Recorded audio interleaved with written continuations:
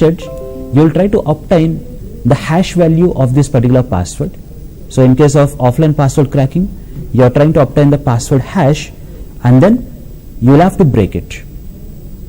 So here you are not directly connected to the remote server and server is not aware of your activities.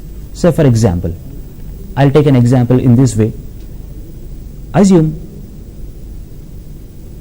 hacker has access to user's computer. So hacker can access my computer.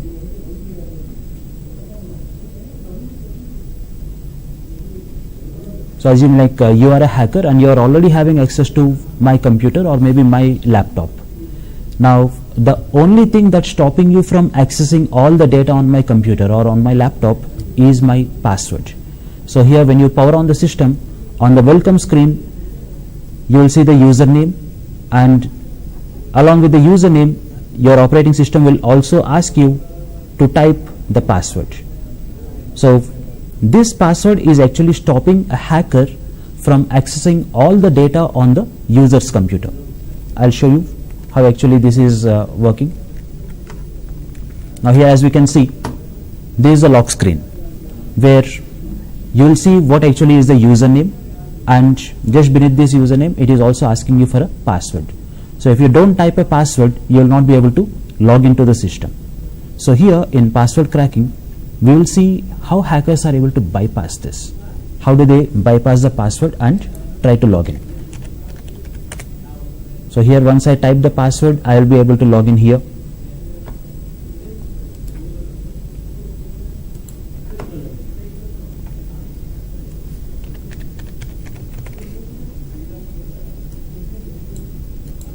So here as we say, unless you have a password, you will not be able to log in or access the data. To reset a password in case of having direct access, so if hacker has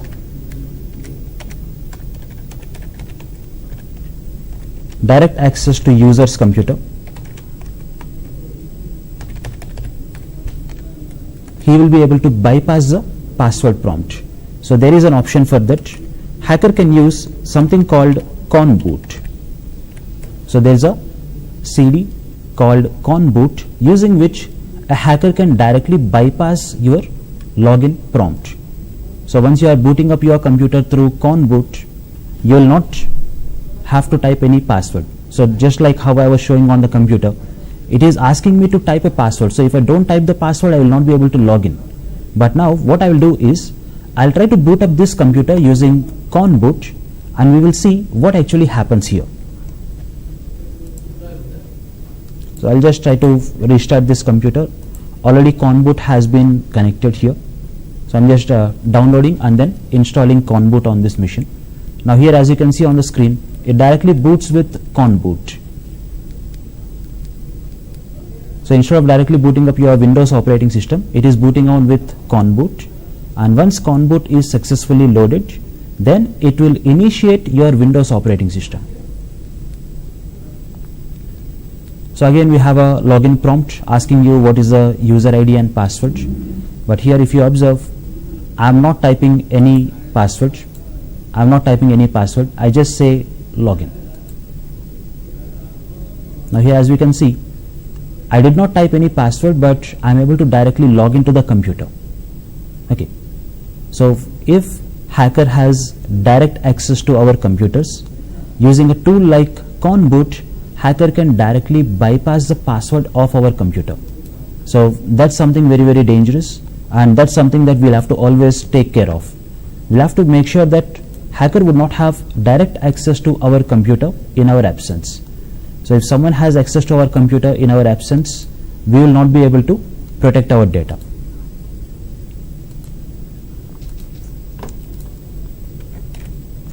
So as I said, hacker is trying to use con boot application.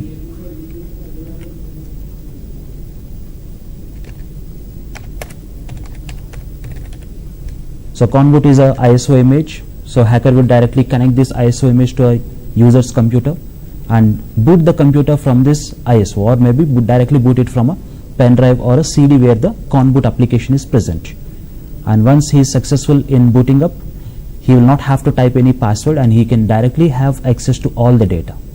But let us say, even though I am able to log in with conboot, I wanted to know what is the actual password of the user, because every time I may not be able to carry a conboot ISO image with me, or maybe a conboot based CD or a USB device. So I just wanted to see what is the actual password of this particular system. So in that condition, I have to go with something called a brute force attack. So instead of conboot, I have to go with a brute force attack or dictionary based attack. So we'll see what actually this brute force attack and dictionary based attack is. So here when you speak of different types of password cracking, as we already said, the first method is trying to guess what is the actual password, and this is purely a non-technical method. If hacker knows something about a user, like maybe what all things he like or what all things he don't like, or what kind of passwords a user can generally use, maybe the patterns of earlier passwords, or maybe their birthdays, or maybe information about people who like, or maybe information about things what actually a user likes, he will be able to guess your password. Now generally most of us, we have a habit of using the words like maybe our names or our pet names, or maybe like information about our birthday, or maybe our vehicle numbers or contact numbers. We use this as a passwords. So someone who knows about maybe a person, or maybe about their like interests, they can very easily guess what is the actual password and try to bypass it. Now the other method is a technical approach, that is something called brute force attack. Now here, before we actually discuss about brute force attack, let me explain you how actually our computers are protecting our data. So here when we speak of our servers or maybe our computers, let us say there is a user account and there is also a password. Assume password is something like admin_123.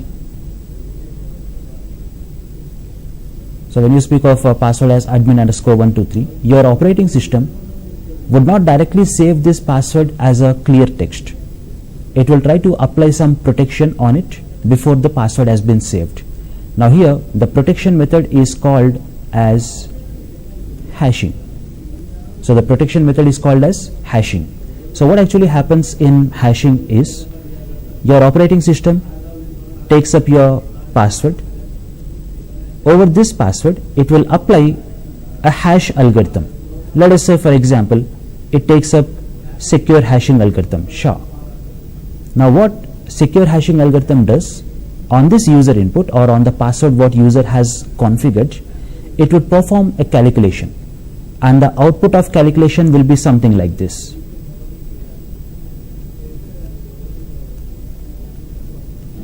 So assuming this is the hash value what secure hashing algorithm has given us for the data admin_123. Now this particular hash value will be saved on the operating system.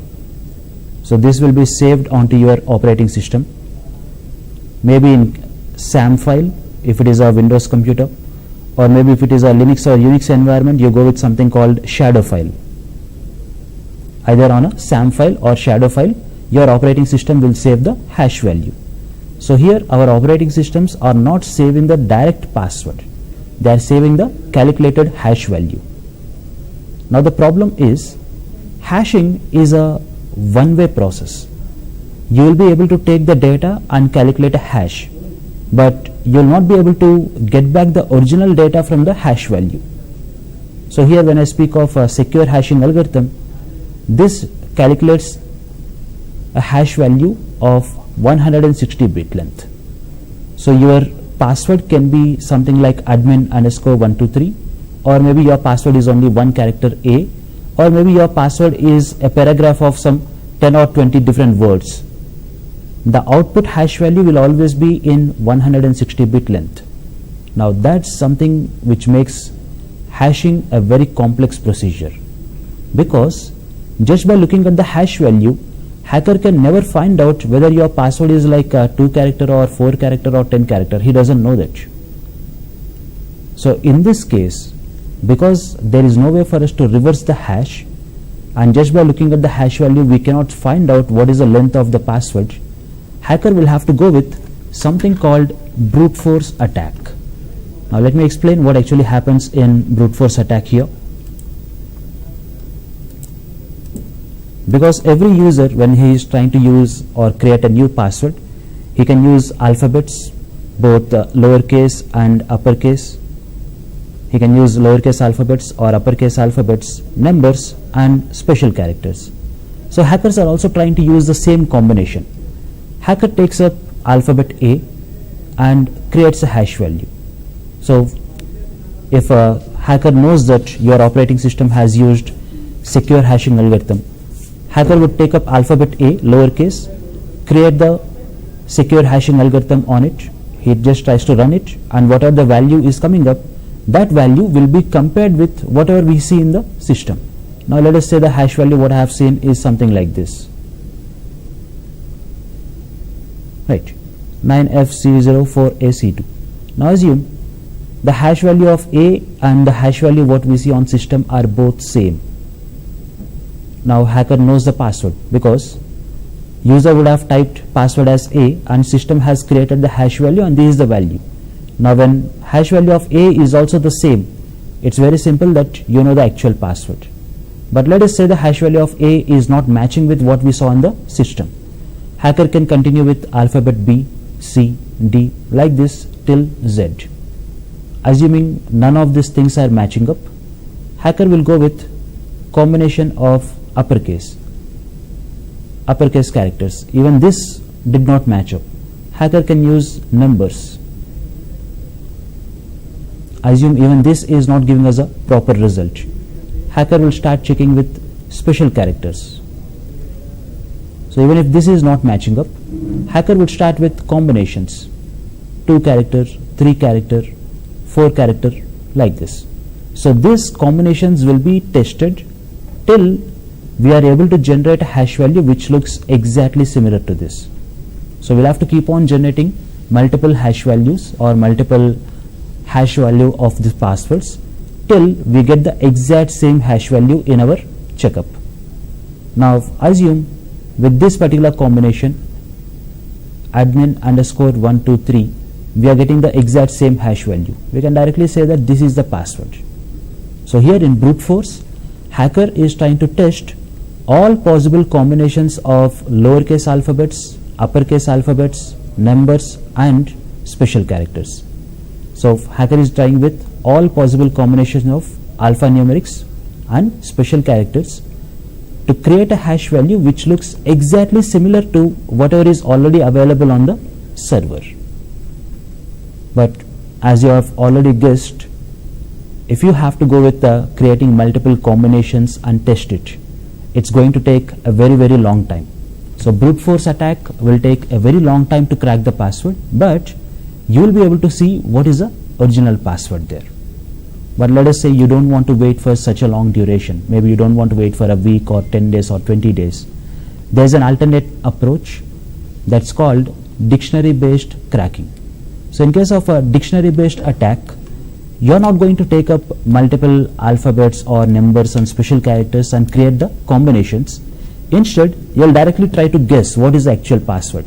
Maybe you are trying to guess admin can be a password, or maybe you will guess admin 123 can be a password, or admin underscore 123 can be a password, admin @123 can be a password, or maybe you will just continue with all these words. Maybe a password can be as root or root 123. So you'll just continue with all different words which you think might be the actual password. So this is called as a password dictionary.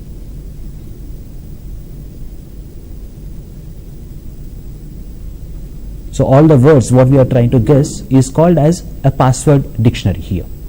Now in this case, instead of checking with all combinations of lowercase or uppercase alphabets and all this, hacker would take up the first word, create a hash algorithm for this, so calculate the hash value, right, and then compare it with whatever is seen on the system. Now let us say this is the hash value seen on the system.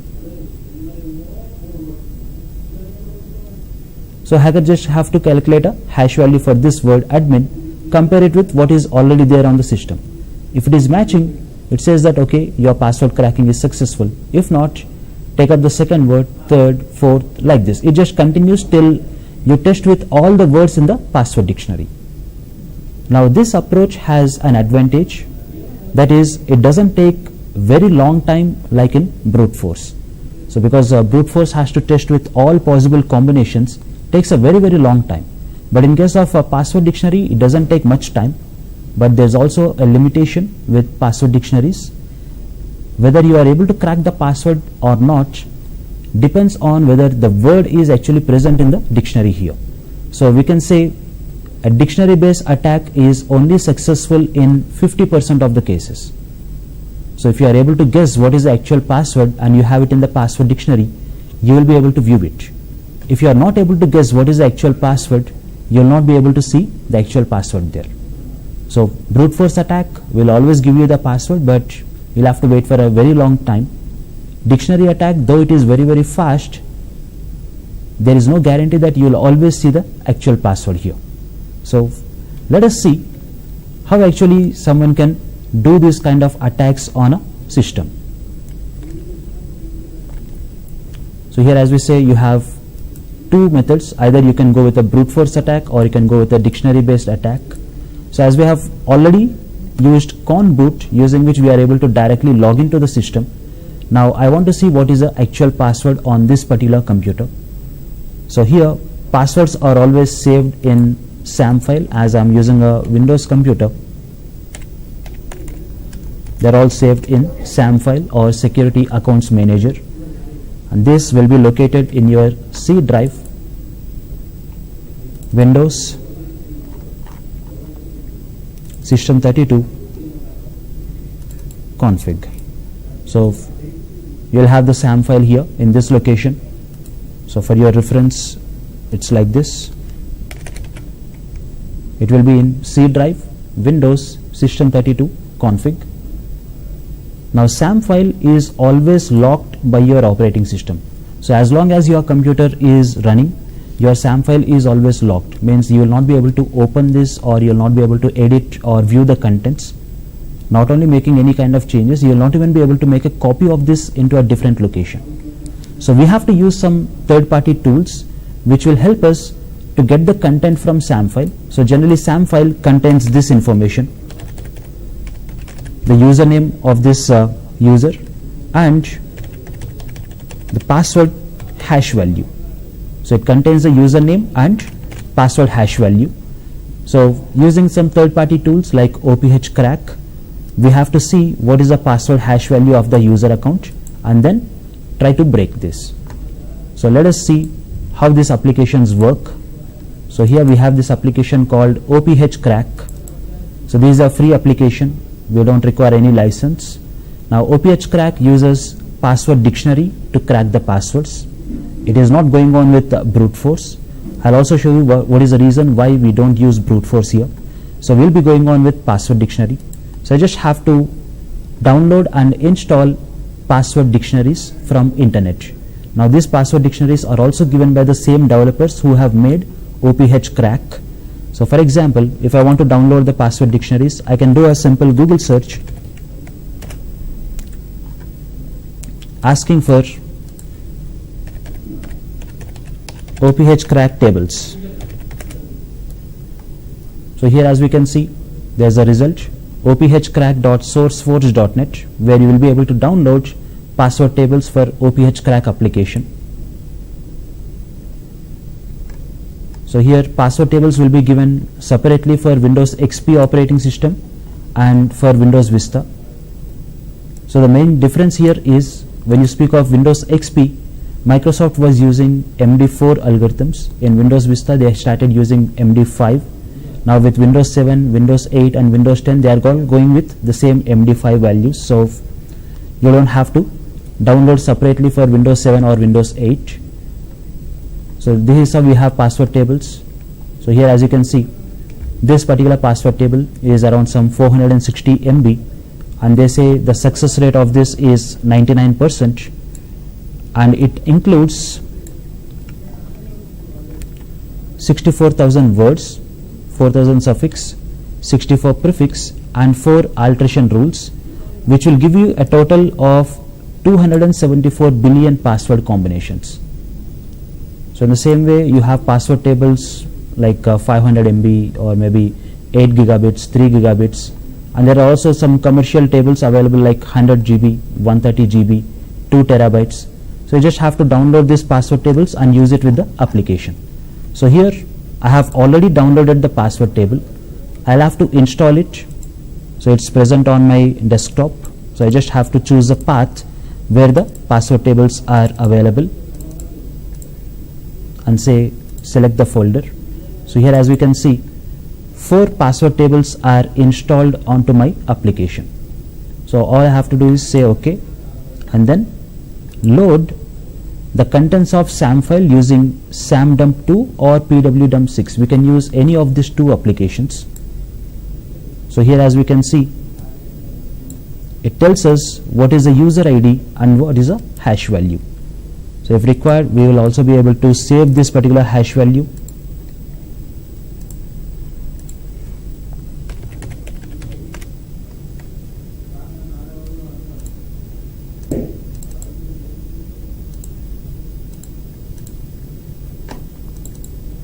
So this is how we have it. It shows us the user ID and the hash value. So we can directly obtain the hash value from this application OPH crack. Not only obtaining the hash value, we will also be able to crack it. We say start cracking it and the application would try to find out what is the actual password. So here, as you can see, it shows you the password as secure, SECURE. So that is the word which is used as password on this computer. Now this password is not so complex, so you are able to find the password in a very less time. But let us say there is some complex password. It would take more time for processing. And as we said, these activities are being done on the victim's computer. So as a hacker, you are accessing someone's computer and you are trying to run con boot. Then you are installing the OPH crack application to break it. Now maybe you will not have some time to break the passwords on the victim's computer itself. So what you can do is, the best approach, take the hash value, copy the hash value here, and then you can access a website here called Crack Station. So there is a web page available on internet which helps us to crack the password hashes. So using this, you will be able to break it. So I can directly go into this web page, give the password hash there. So you just have to input the password hash value and then prove that you are not a robot or an automated application, which is asking me to select some crosswalk. Okay.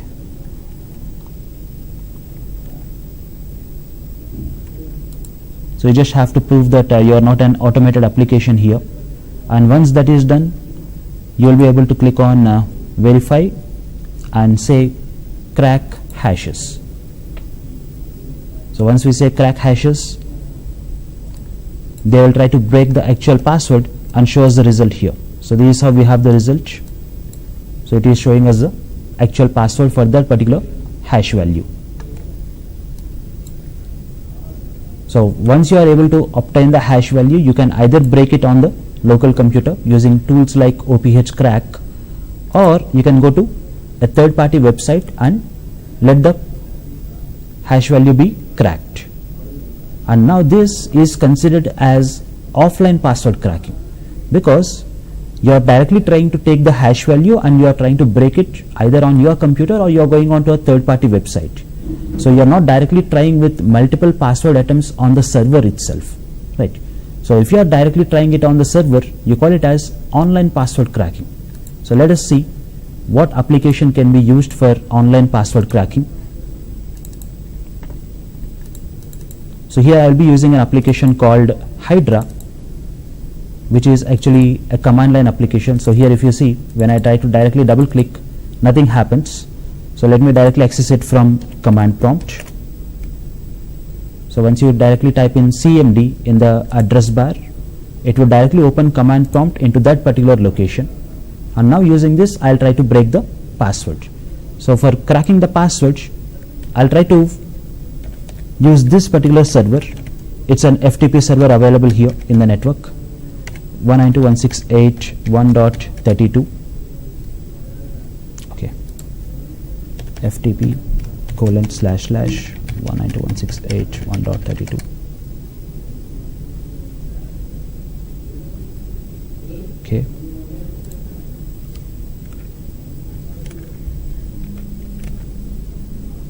Okay. Seems like my FTP server is not started. Okay, so now once the FTP server is started, let us just try to refresh this, and here as we can see, it is asking us for a user ID and a password. Now I don't know what actually is the password, so what I can do is, using this application Hydra, I'll try to break the password. Now Hydra will use a password dictionary.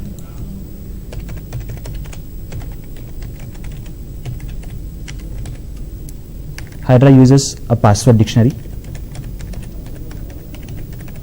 So this password dictionary can be directly created by the user himself. You don't have to go to internet and download that. So let me show you how we can get it. So here I have taken few words which will be used as a password dictionary for my application, right? So now I'll try to run this Hydra application, and Hydra is a command line application, as I said. Now the command to be used is in this particular format. You'll have to say Hydra -L, give the username. You'll have to mention the username, -P, and mention the password. You have to mention what is the actual password, or maybe the password text file, or you can simply say the password dictionary space the protocol, whatever the protocol you are trying to crack, and server IP address. So this is the syntax. So we can say Hydra -L, let me give a user ID as EHCE -P passwords.txt. So passwords.txt is the password dictionary file that I'm using, and I'm trying to crack the password of FTP on 192.168.1.32 IP address. So this will be my command. So let me type in here.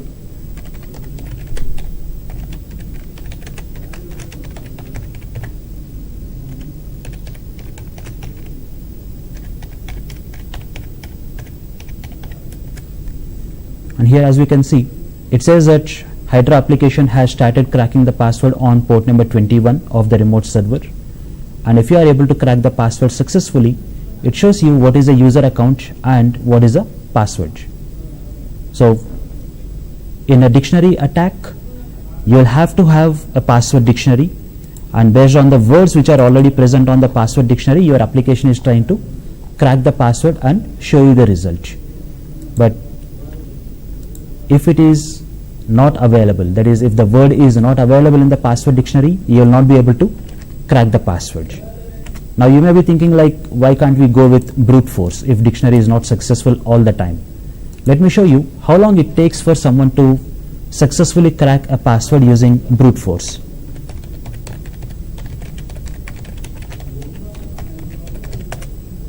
I'm just directly trying to search for something like a brute force time calculator. So here we have a website which says it has an application trying to estimate the password cracking times. So let us access this and give a password. So here we have an application which will estimate how long it takes for us to crack a password. So here you can type in your password. You can also do it on your computers and see how strong is your password. Now let us say I'm giving my password as ADMIN, admin. So here as you can see, it says like it just takes 0.29 milliseconds to break the password.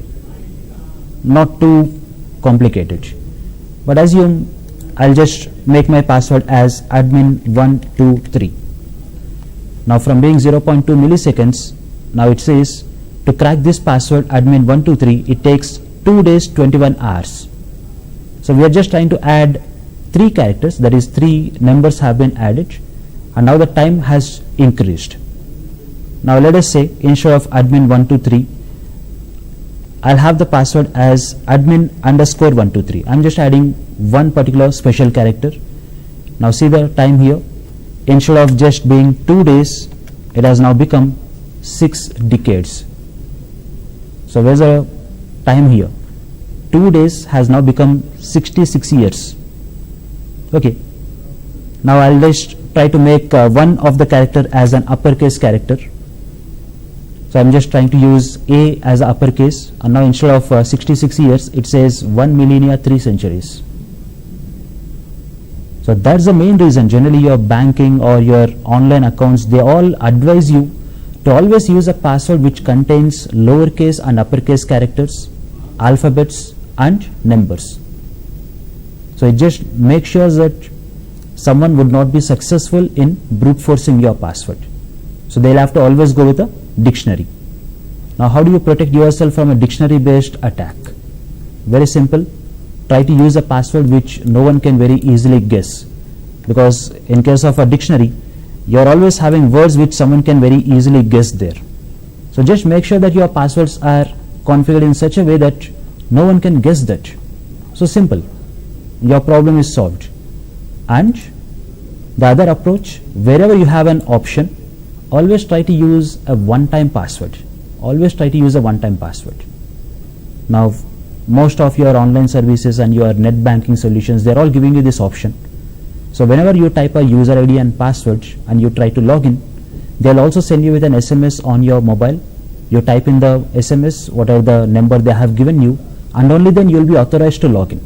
So if you are using these kind of solutions, you'll be protected from password cracking based attacks. So that is with today's discussion. Now in our next topic, we will see how actually a hacker can crack your password even if he does not have direct access to your computer. So today all the discussion was about hacker having direct access to a computer. So next we will discuss about what actually a hacker can do if he doesn't have direct access to the system. Okay. Thank you all.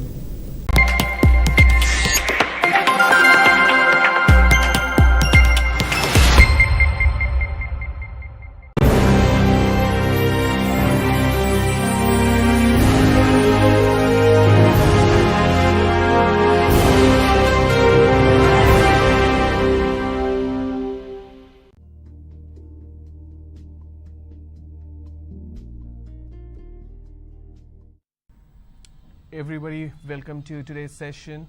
So we're going to begin with the communication skills training for today as a part of the ESE program. So what we covered in the last session was the basics of communication, where I spoke about the fundamentals. In today's session, I'm going to recap certain aspects of communication tree. So we looked at certain myths and realities in terms of communication cycle. I explained to you what does that mean. So let's take a quick look at the communication tree. So when we talk about the tree, the first thing that we need is a language. Now the language is broken into sentences.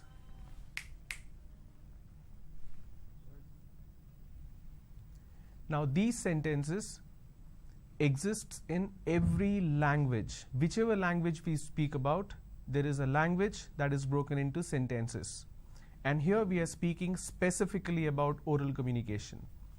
Now the sentences are broken into words, and we usually think the words are broken into letters. This is again a myth that we need to get rid of. Since we are speaking about oral communication, the words are not broken into letters, they are broken into sound.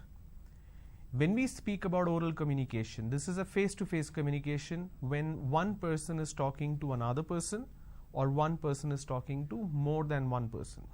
So it could be one-to-one or one-to-many. The medium can be anything.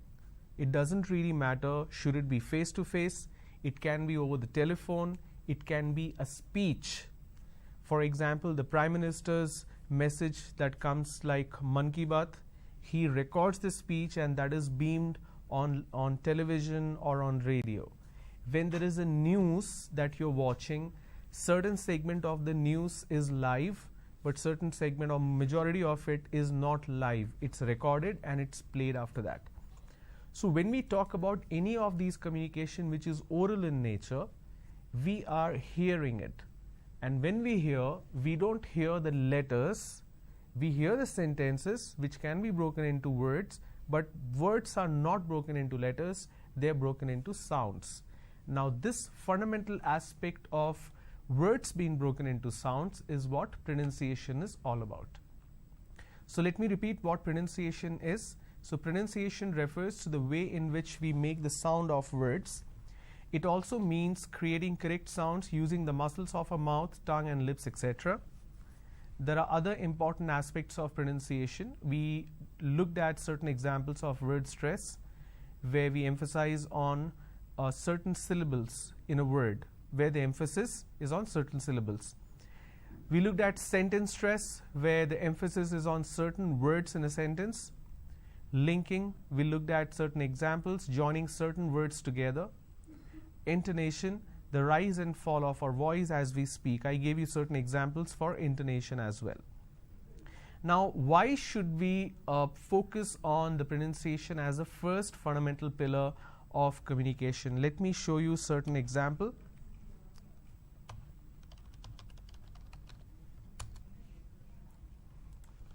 I'm going to type certain words and I'm going to break it down to sounds.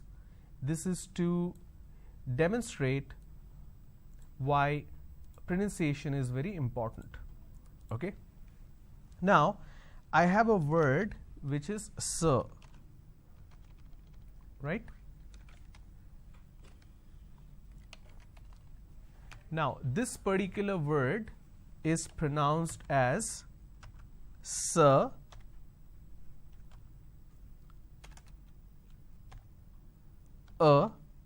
Now, this is a vowel sound. You will understand what a vowel sound is very soon. It's sir, or r, sir. This is how we are supposed to pronounce. Now, if you go in India, if you go down south in southern part of the country, the pronunciation changes of this word. Majority of the people pronounce the word sir as sar. Sar, can you please answer my question? So instead of saying sir, they say sar. So this is a pronunciation mistake. Now, how do we identify it's a pronunciation mistake? Instead of a vowel sound they end up using a vowel sound a. Another example.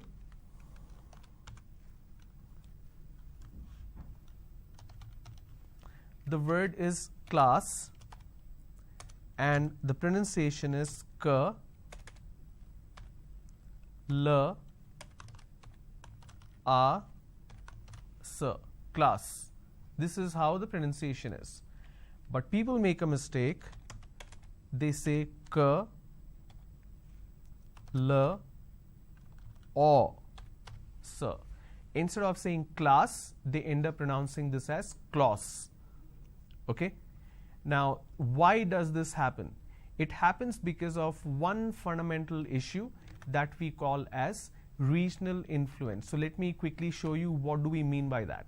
So we have two fundamental problems in English language when we speak. One is mother tongue influence.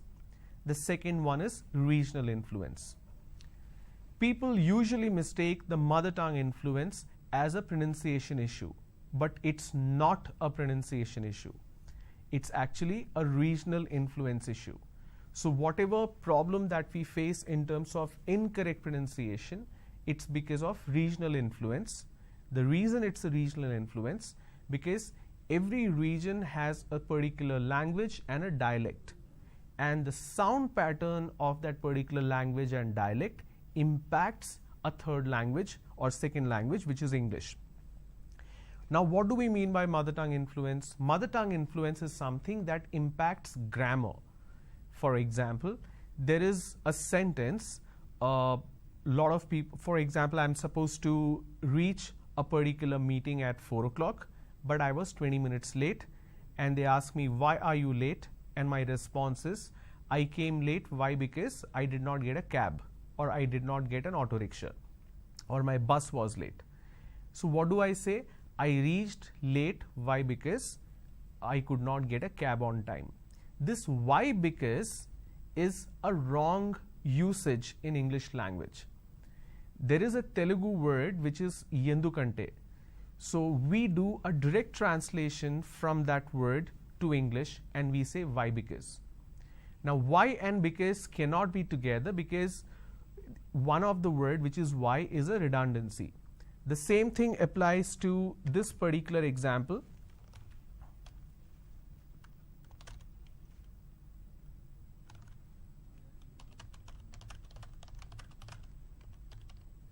I can able to come at 4 p.m. Can you able to come at 4 p.m.? Now this is wrong. Can and able cannot be together because they mean the same. So the correct form is I can come at 4 p.m. and the question is, can you come at 4 p.m.? So the word able is not necessary, it's redundancy. Now when you have a word which is redundancy, what happens is it leads to grammatical issues. That is what mother tongue influence is all about. We do a transliteration. Transliteration basically means literal translation. We do a literal translation from our vernacular language to English language, and that leads to a grammar problem. For example, a lot of us ask this question when we meet for the first time. We ask, what's your good name? Now, what do we mean by good name? That doesn't mean the person also has a bad name. In India, culturally speaking, a person's name could be Srinivas, but at home, his friends or family calls him Srinu. So when they say, what's your good name? They basically mean what is the name which is mentioned in your resume or in your certificate. That is what good name is. But in English language, it can be either good or bad, which doesn't mean the person has a bad name as such. So that is what mother tongue influence is all about, where we think in a particular language, a vernacular language, and we do a direct translation to English, and that leads to grammar issue. But here we are speaking about sounds, we are speaking about pronunciation. When we speak about pronunciation, we are supposed to talk about regional influence. In every part of India, like I said, there is a language, there is dialect. So the pronunciation pattern of that particular language or dialect influences English language sounds when we speak.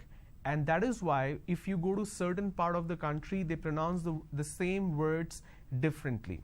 For example, if I have a word which is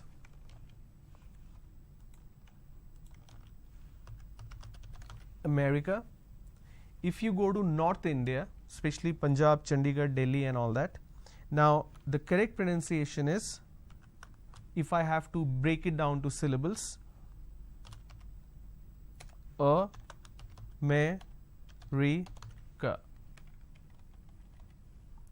So there are 4 syllables, America. Now in northern part of the country, they pronounce this as Rika. So they drop a syllable. Instead of saying America, they say I'm going to America. For example, the word which is school. There are 2 syllables, school. But in places like UP, Bihar, Jharkhand, they add another syllable.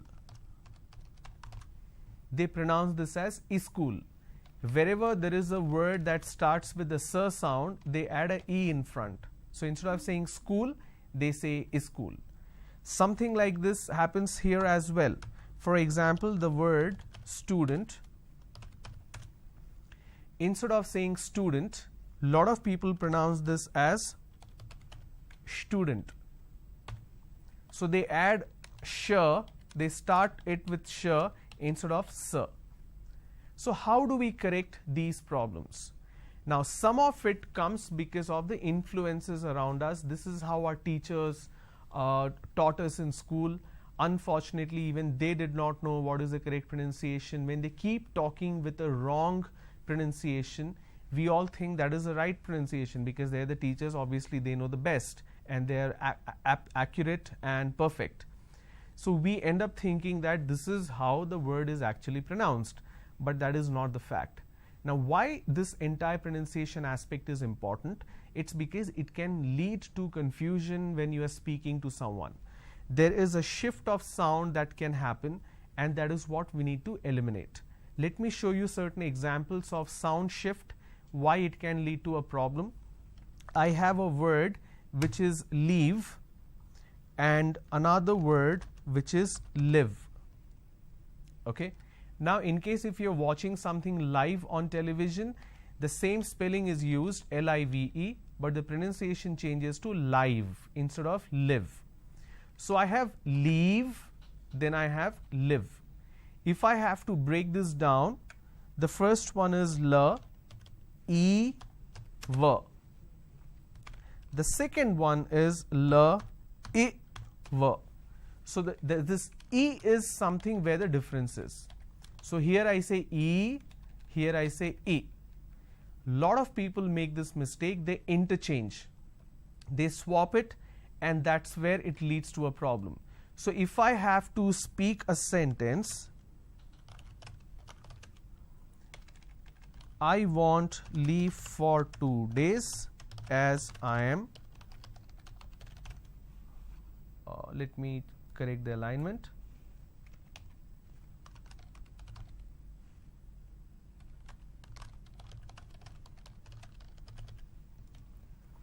I want leave for 3 days as I am traveling to Mumbai. I used to live there. So please pay attention to how I am pronouncing. I want to leave for, I want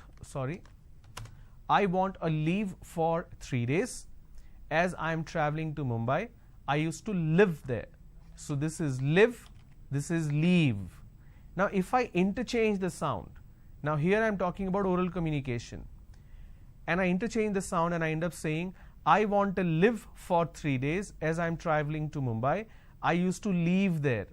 It's not I used to leave there, I used to live there. So that's a sound shift when you end up doing, it's a problem.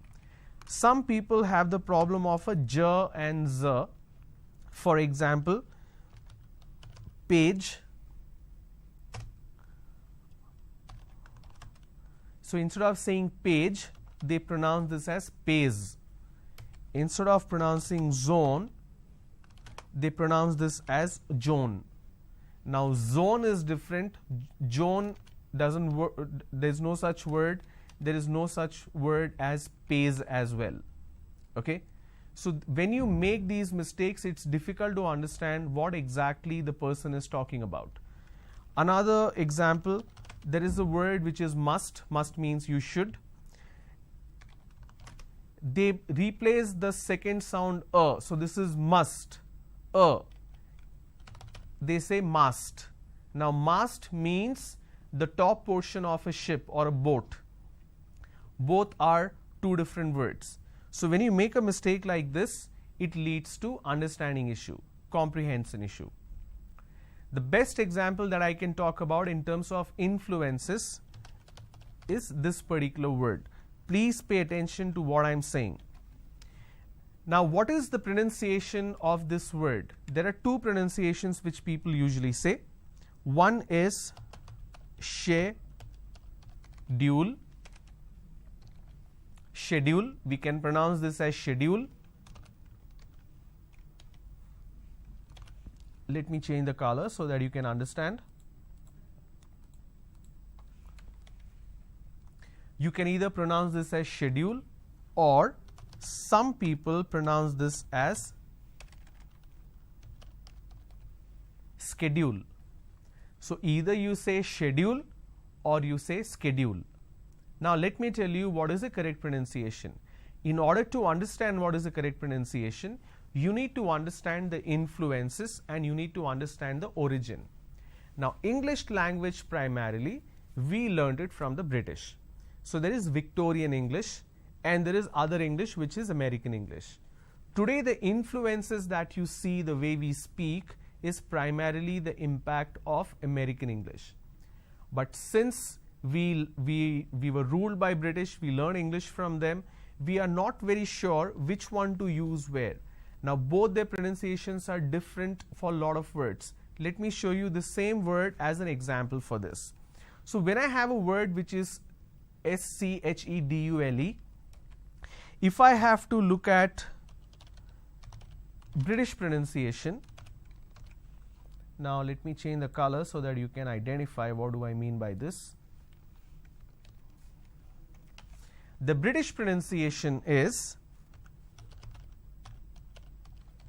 schedule and American pronunciation is schedule.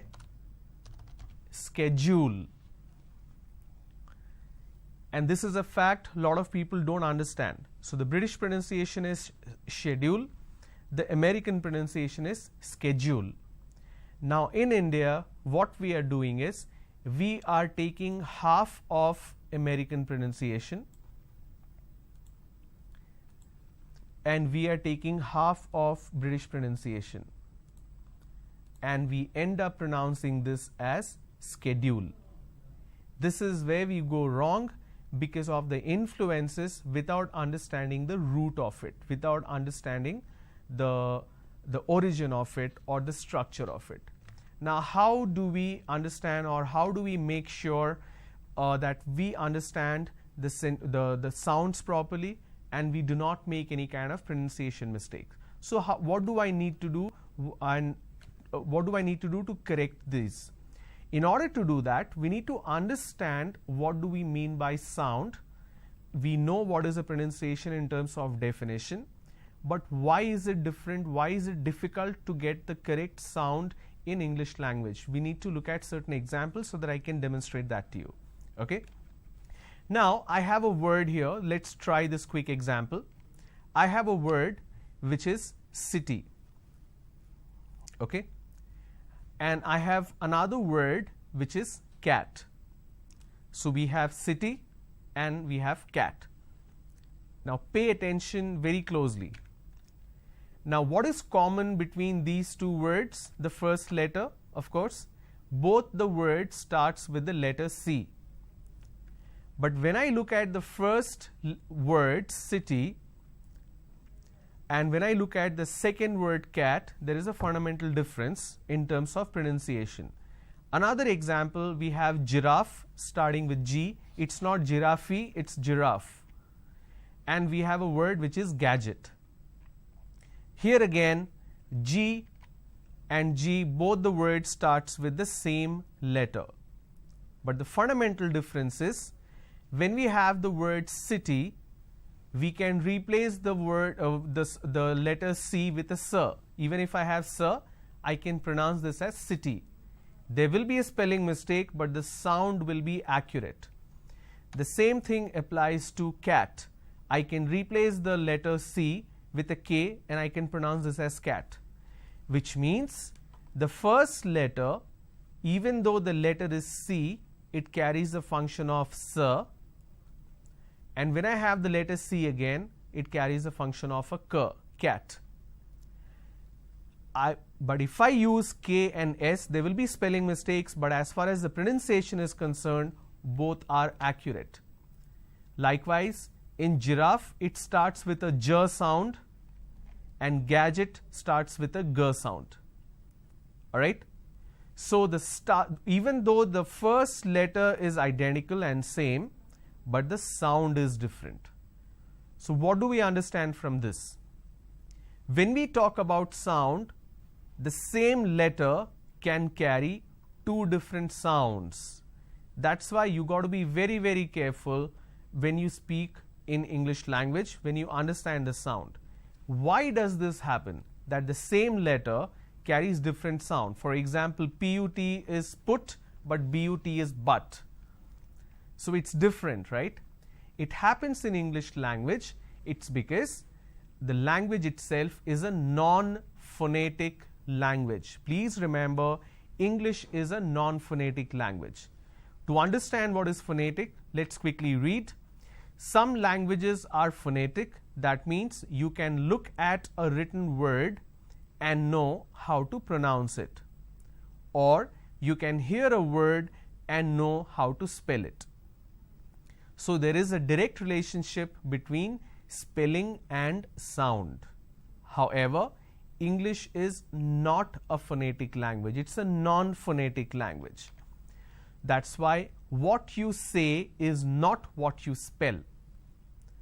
So I can have two words starting with the same letters, but the pronunciation is different, since English is a non-phonetic language. Now compare English language with any other language. Say for example Telugu, Kannada, Punjabi, Marathi, Hindi, any language for that matter.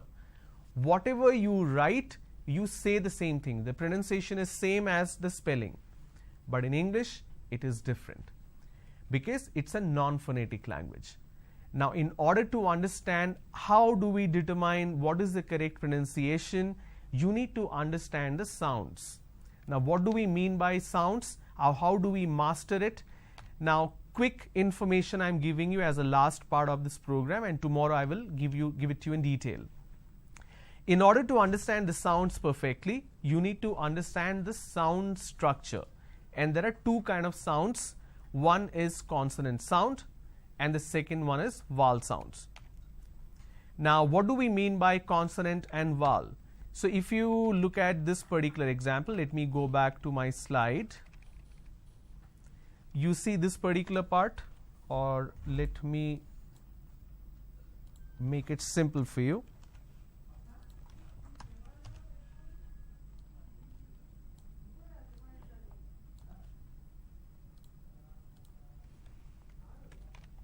Okay. Now, what do we have here? We have A, B, C, D and so on and so forth. So, we have all the alphabet system here. So, all the letters. So, what happens is, when you have these letters in front of you, we are looking at it as the alphabet system. It's not alphabets, it's alphabet. Alright. So, how many do we have? We have 26. Now, something that you need to understand, this is something which we read in our or studied in our school. Let me change this a little bit. Yes. So, we have 26 letters in English alphabet system, out of which we have 21 consonants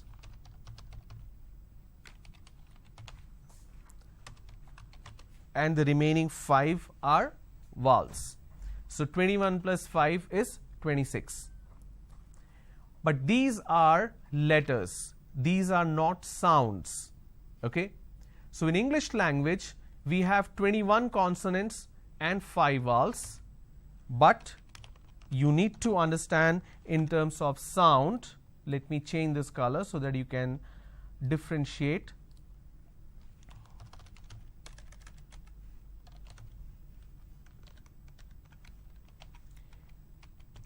We have 24 consonant sounds and we fundamentally have 15 vowel sounds. Now, this 15 vowel sounds are divided into 3. There could be more, but for quick understanding and for practical purposes, we talk about only 3 kind of vowel sounds. So, we have 24 consonant sounds and 15 vowel sounds. Your entire pronunciation is within the circle of 24 plus 15. If you pronounce a word which is beyond or which is out of this 24 and 15, that means you are making a pronunciation mistake. There are a lot of sounds which does not exist in English language. Say for example bh, say for example jh. These sounds you will not find any word where these sounds exists. Now, what are the sound that we have in English language? To understand that, we need to get started with the consonant sound principles. There are 24 consonant sounds, and tomorrow I'll talk about these sounds in detail. Please remember, once we finish consonant sounds, we need to understand the vowel sounds. We will do a lot of practice with these sounds. Then we need to understand syllable and syllable stress. Once you finish this, you will understand how you had been mispronouncing a lot of words and what is the correct pronunciation. If you're watching this on YouTube, I want you to do me a favor, and most importantly, do yourself a favor. Whatever words you find it difficult to pronounce and you don't know the pronunciation, how to say it, please post those words in the comment section. Tomorrow's session, I will tell you how the pronunciation is, and I will also announce the name of the person who's saying this. Okay, so your name will be announced in Mana TV, so that's the good news for you. So I'll see you tomorrow. Tomorrow I'll get started with the consonant sounds. All right, thank you for tuning in. Have a great day. Bye-bye.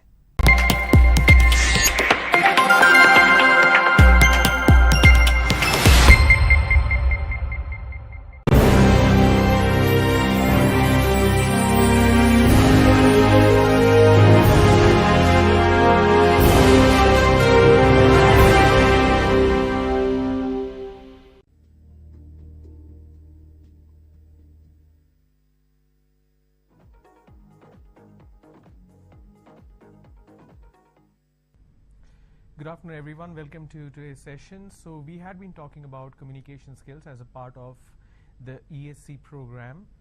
We are done with aptitude. Now we are talking about communication skills.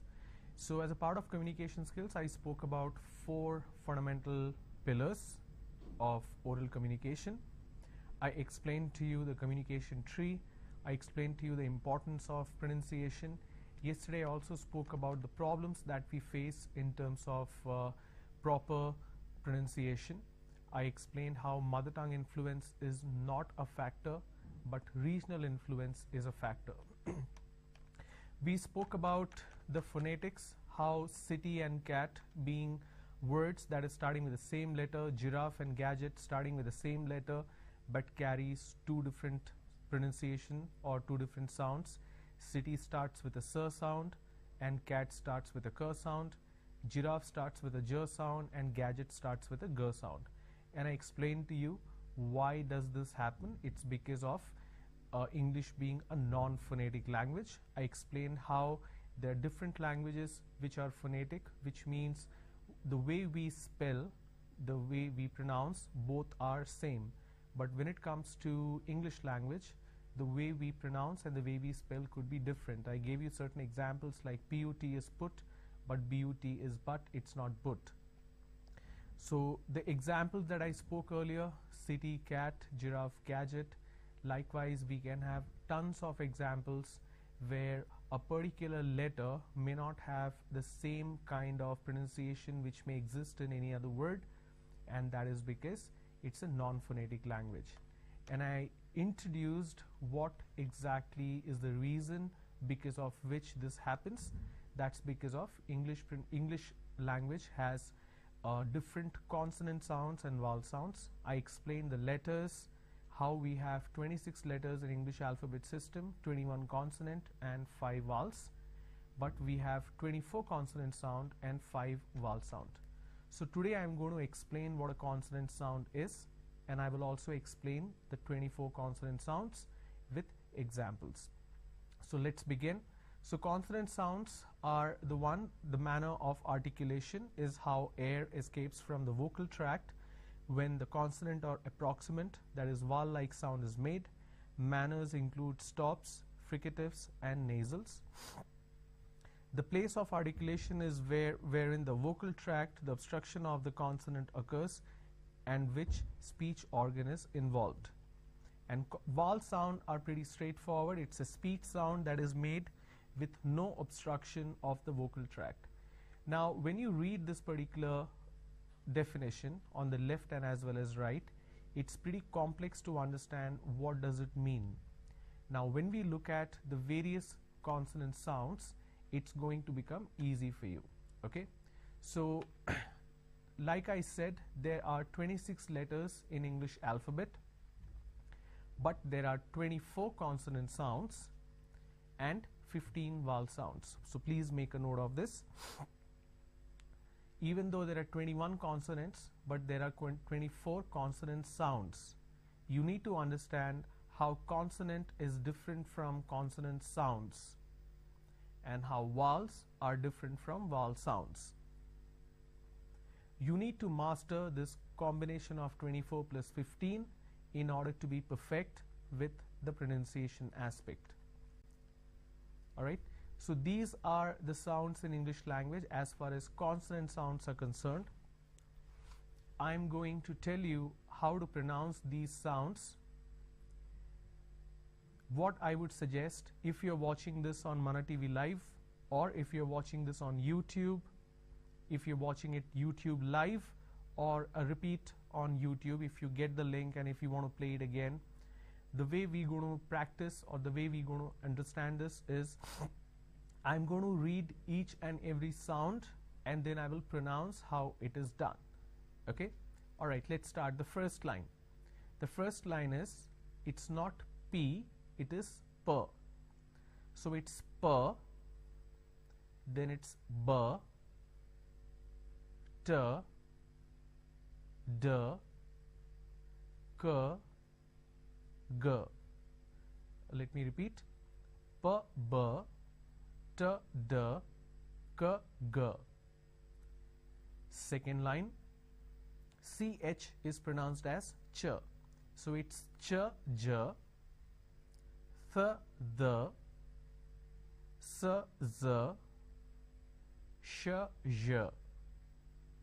I repeat, Ch, J, Th, The, S, Z, Sh, J. Fourth line, F, V, W. So there is a difference between the V and W. I'll explain to you once we reach there. It's F, V, W, H, R, Y, L, and the last line M or M, N, and Ng. Any word that ends with ing, this sound exists there. Now when you look at these 24, it's pretty confusing. You wouldn't be able to figure how to pronounce these. So I will include examples to help you understand how to pronounce these sounds. Alright, let's start.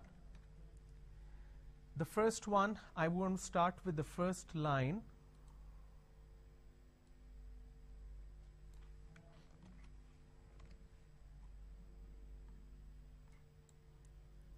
I'm going to make a mention of this here.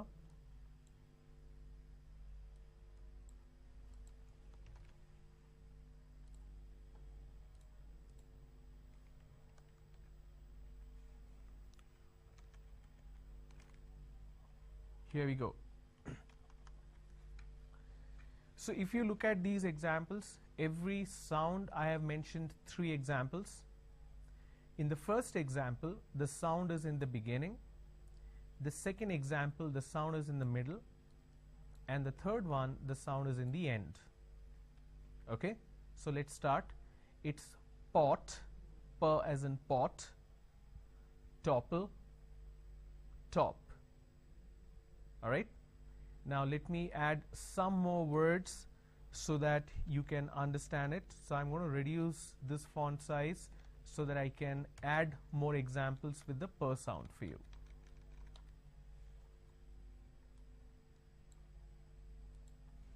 Alright, let's start. Picture,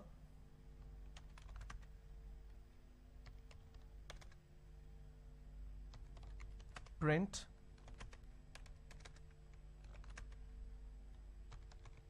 puddle. Puddle means whenever there is a water stagnation on the roads, like in a small hole or pothole, that's called a puddle. It's not poodle, it's puddle. Paint. Now I'm going to use certain words where the sound is in the middle.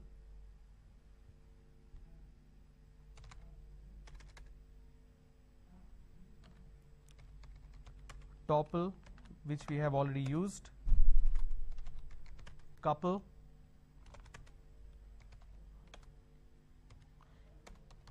people,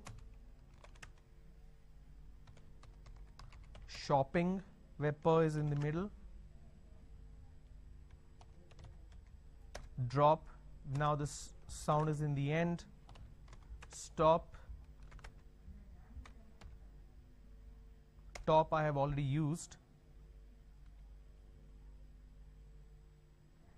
shop, where the sound is in the end. So wherever you see the letter P, you will have a per sound, but there is an exception. For example, if the word is photograph, so here even though we have the letter per, but it's not a photograph. We don't say photograph, we say photograph, because we have ph. Okay. Now next one is b. For example, bat, bubble, cab. Let me give you examples, some more examples for this particular sound.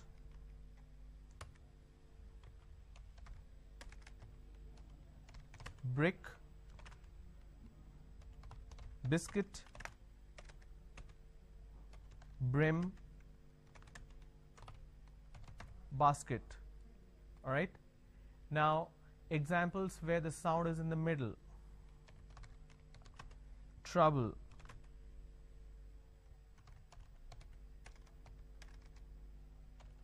cobble, double. Now here the sound is in the middle, the b sound. Now examples where the sound is in the end: drib, crib, nib, like the fountain pen nib, crab, we have crab. Okay, so some examples where the sound is in the beginning, sound is in the middle, and the sound is in the end. Now the next one is Tur sound. So let's look at certain words: table, bitter, pot. Likewise, what you need to do is you need to come up with more such examples. I just showed you how to build more examples. When you do this exercise, you end up working on your vocabulary as well. So table, bitter, pot, desk, advice, loud, kite, disclose, mask. Now when you look at this particular example, disclose, you notice the letter K is not there, but you do have the sound. So you need to be very sure you're looking at the sound and not the letter. Okay, let's have certain example where the letter will not be there, but the sound will be there. Let me reduce this.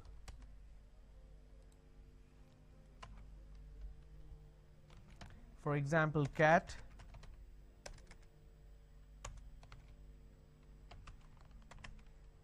okay, cascade, dislocate, locate, locket. Now here both the letters C and K are here. Here the letter K is not there, but still we have the sound which is K, like locate, dislocate. For example, disc. Even though the letter K is not there, but the sound K is there. So this particular letter, when we look at as an alphabet system, it's just a letter, but when we look at it as a sound, it's a K sound. So don't look at it as a letter K, but look at it as a sound. This is the fundamental aspect which you need to understand when it comes to the pronunciation in English language. You may not have exactly the same letter, but you need to understand what does the letter signify in terms of sound. Okay, say for example the K, we have examples on your screen, which is dislocate, locate, locket, disc. So none of these words, or for example cascade or cat, None of these words have the letter K in it, but still it has the pronunciation which is K. So once you master this, you will be able to understand the importance of the consonant sound. Let me change the font size for you so that it's easier. The last one of the first line, which is a G sound, goat, magnify, big. Goat, magnify, big, sorry. Now the next set of sounds that I'm going to talk about is ch, j, th, the. Only 4 I'm going to take. Rest I will pair it together later. Ch, for example, chain, discharge, march. Now there is an important point that you need to remember. Okay, so you will think CH, if it's together, that means it's a ch sound. For example, chain, discharge, charge. Alright, so that means this, for example, some more example, perch, search, chin, cheek, cheer, chair. So all these words has CH, that means it's a ch sound. But what if I have a word which is this? What if I have a word which is this? A word which is CHEMISTRY. Can I say chemistry? No. The pronunciation is chemistry. Now here, this is CHROME. Can I say Chrome, like Google Chrome? No. The pronunciation is Google Chrome. So when you have a word, when you're comparing that, I have CH here. So let me remove this. So when I have CH, I say chin, cheek, cheer, chair. But here I say chemistry, chrome. You are obviously bound to get confused. Now the question is, why does this happen? It happens because that is how the word, the origin of the word is, that is how the pronunciation is designed. So that goes back to the root, that goes back to the origin of that particular word. The best way to understand how to pronounce these words is simple. Either you go to dictionary and look up for example. Now it may not be always possible to have a dictionary. Secondly, even if you have a dictionary, you can't understand how the pronunciation is. Now that everybody has internet or access to a system with internet, the best way to understand or learn pronunciation is Google. So I'll tell you how to do that. So open a Google page, enter the word, for example, chemistry. The moment you enter chemistry, it may not give you the pronunciation, right? So what you do, pronunciation of chemistry. What it does is, it immediately opens a YouTube page. And in the YouTube page, if you click, it will immediately give you what the pronunciation is. Now, if you want to have meaning as well as pronunciation, the best way to learn vocabulary along with pronunciation is just to type meaning of the word. Just say meaning of chemistry. What it will do is, it will immediately show you the results from dictionary. Underneath, there will be this particular icon. Let me zoom in the page so that you can see it clearly. So what I did, I went to Google. I just entered meaning of chemistry. It shows me the meaning of the word. It also gives me example. Now what I do is, I need to activate my speaker. So once I activate my speaker, I need to unmute it and I need to click here. So let me try and show you. So that's a sound So once you click, the speaker of your system will automatically prompt how the word is pronounced. Chemistry. Chemistry. I'm not sure if you're able to hear this, Chemistry. but every time I click, it gives me the pronunciation of that particular word. So that's an easy way to learn pronunciation if you have access to a system. So please make the best use of internet. 90% of people, the moment they get a phone with internet connection, now that Jio is giving so much of data for such less price, we use that ocean of information to watch movies, to watch songs, to watch some videos on Facebook and Instagram. Instead of wasting that time, you can do that just half an hour, 1 hour a day. But you have an ocean full of information which is available for free. So you can make the best use of it and learn even pronunciation from internet. All right, let's continue. The next word or the next pronunciation that we need to understand is j. So we have ch and we have j. J, for example, joint, budget, charge. Now pay attention. The letter J is missing here for this particular word and for this particular word. So you need to be very, very sure how to pronounce it, and the best way to learn is either from dictionary or from Google. So j, joint, budget, charge, even though the letter is missing, but the sound is existing here. Then we have th, for example, think, breathless, bath, the, this, rhythm, breathe. So B-R-E-A-T-H-E is breathe, B-R-E-A-T-H is breath. Breathe is a verb, breath is noun. Okay, now let's move forward. I'm going to take the next set of sounds.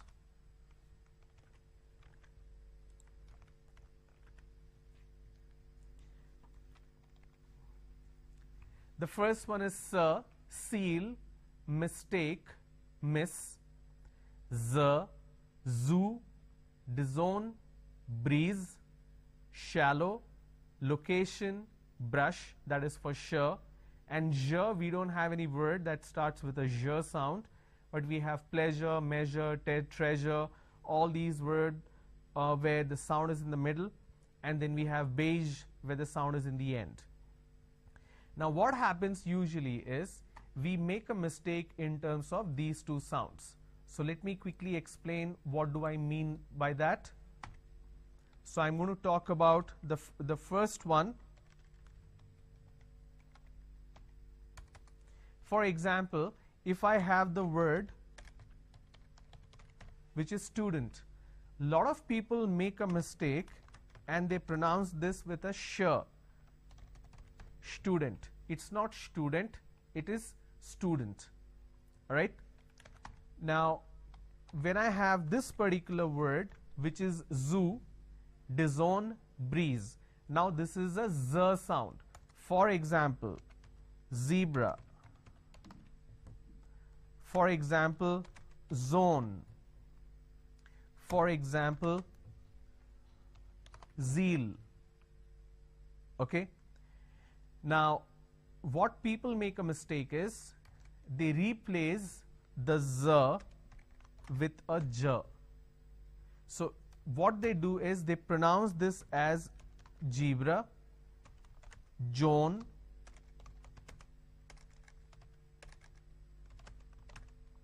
Jeel. So please don't make a mistake. The moment you replace the z with a j, it's a mispronunciation. It's not zebra, it's zebra. It's not John, it is zone. It's not Jeel, it is zeal. It's a z sound.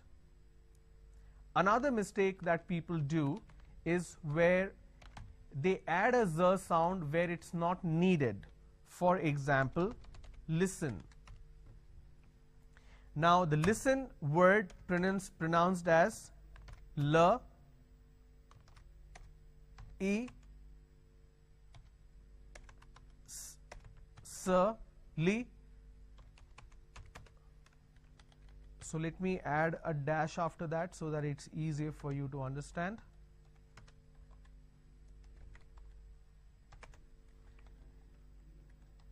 Okay, it's pronounced at li, s, n. Listen. They replace the s with a z and they say listen. It's not listen, it's listen. Even if I add ing, it's listening. You are not listening. I'm listening to music. It's not listening, it's listening. Clear? So don't make that mistake there. Now, as far as the sh and j is concerned, brush. Now, if you look at this particular word, the letter S and H is missing. But every word that ends with tion is not sh sound. For example, station. Now, when I have station, I have station. The tion, basically I can say shion. Station. Now, dislocation, all these words, tion. Now, imagine if I replace 4 letters. Here, what happens is sh sound. No. Where you have the j sound. Okay. Now, let's move on to the next set.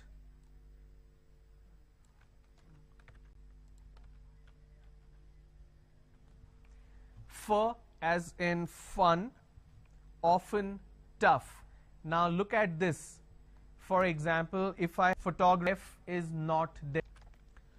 V, victory, level, brave, window, swift. That is the W. So now pay attention to way I pronounce or the way I make a difference between V and W.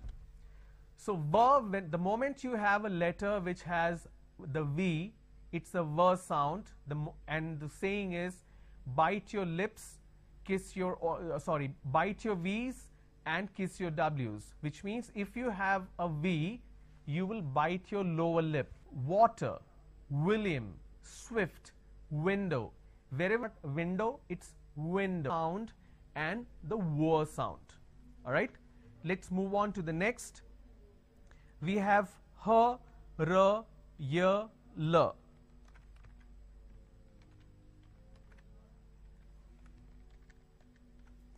H, for example, hollow, adhere. So wherever you have the H sound, you sound soft sound, ring, market, charter, chapter. Alright, year, yard, mayor, toy. L, listen, island, bottle. And the last set of sounds in consonant, M, for example, money, homework, groom. N, number, hunter, listen. NG, every time you have the letter N and G together, that's an ing sound. For example, English, ringing, ring, listening, anything that is with continuation form, ing, singing, dancing, writing, painting, playing, you have the ing sound in the end. Alright. So with that, we have where to find these sounds. Alright. Whatever words you have which you are not sure how to pronounce, please send that to me. I will help you understand how to pronounce these words. So thanks for tuning in for today. I'll see you guys tomorrow. Bye-bye.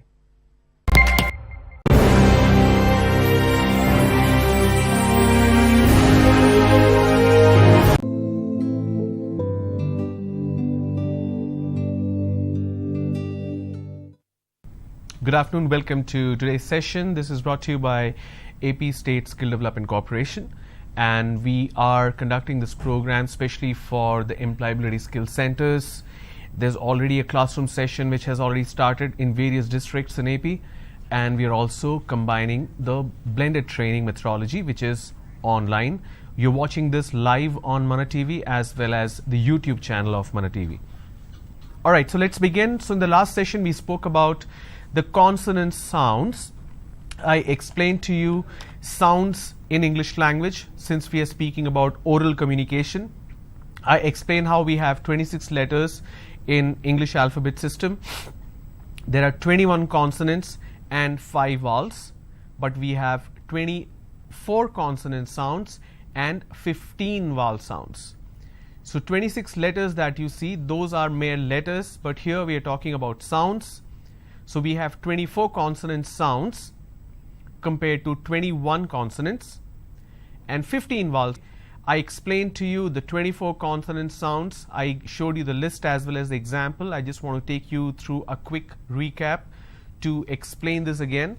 So we have P, B, T, D, K, G, Ch, J, Th, Th, S, Z, Sh, J, F, V, W, H, R, Y, L. Showed you examples of the 24 consonant sounds. So we have P sound, for example, pot. Sound, table, bitter, pot. D sound, desk, advise, loud. K, ch, chain, discharge, march. J, joint, budget, charge. Seal,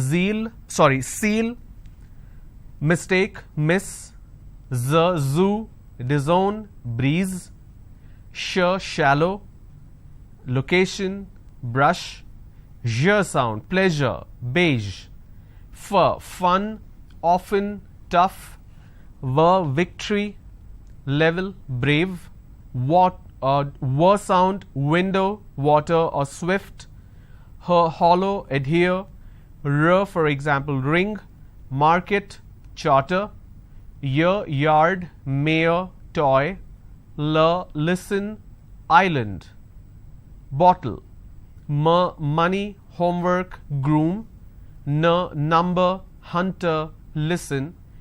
Ng or the ing sound, English, ringing, ring. So these are the examples which I showed you. Now the confusion happens between the consonant and the consonant sound. I'm just going to give you certain examples.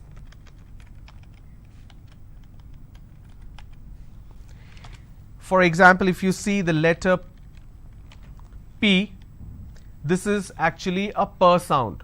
For example,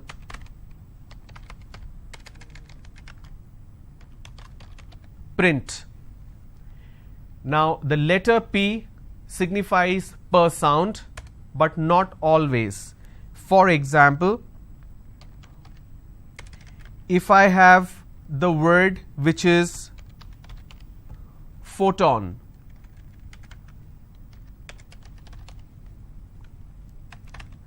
now here the letter P needs to be combined with H and it becomes an F, the first sound. For example, if I have the word photograph, again I have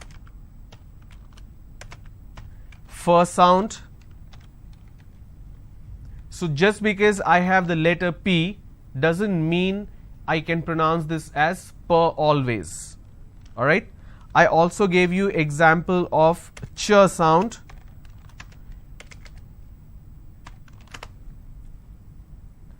For example, change.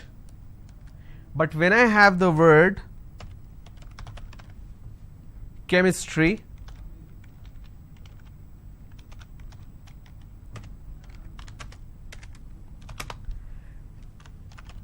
ch becomes k sound. So I say chemistry, I say chrome, so I do not really, or chromium, I do not say chromium or chrome or chemistry. Okay. Likewise, there are tons of such examples. The sounds that you see here,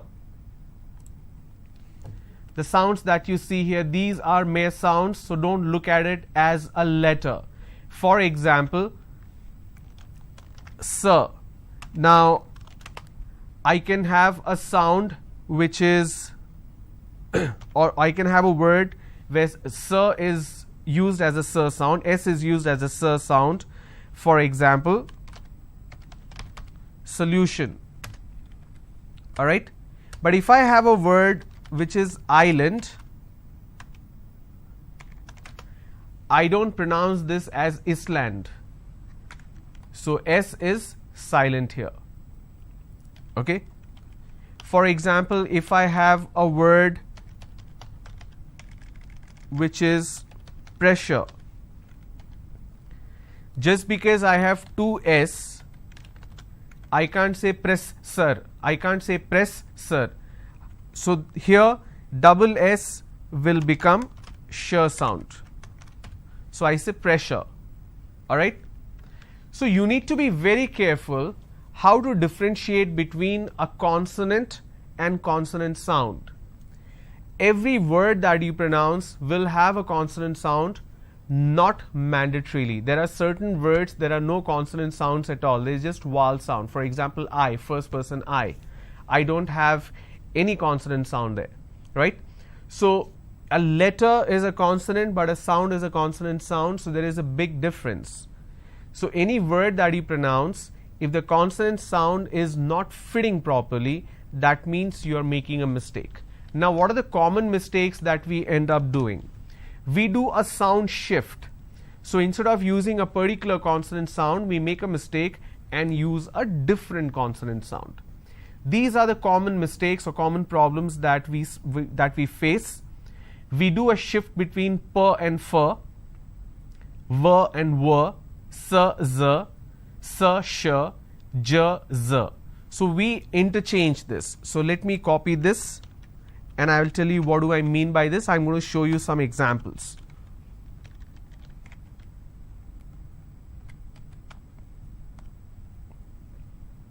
Okay. All right, let's begin.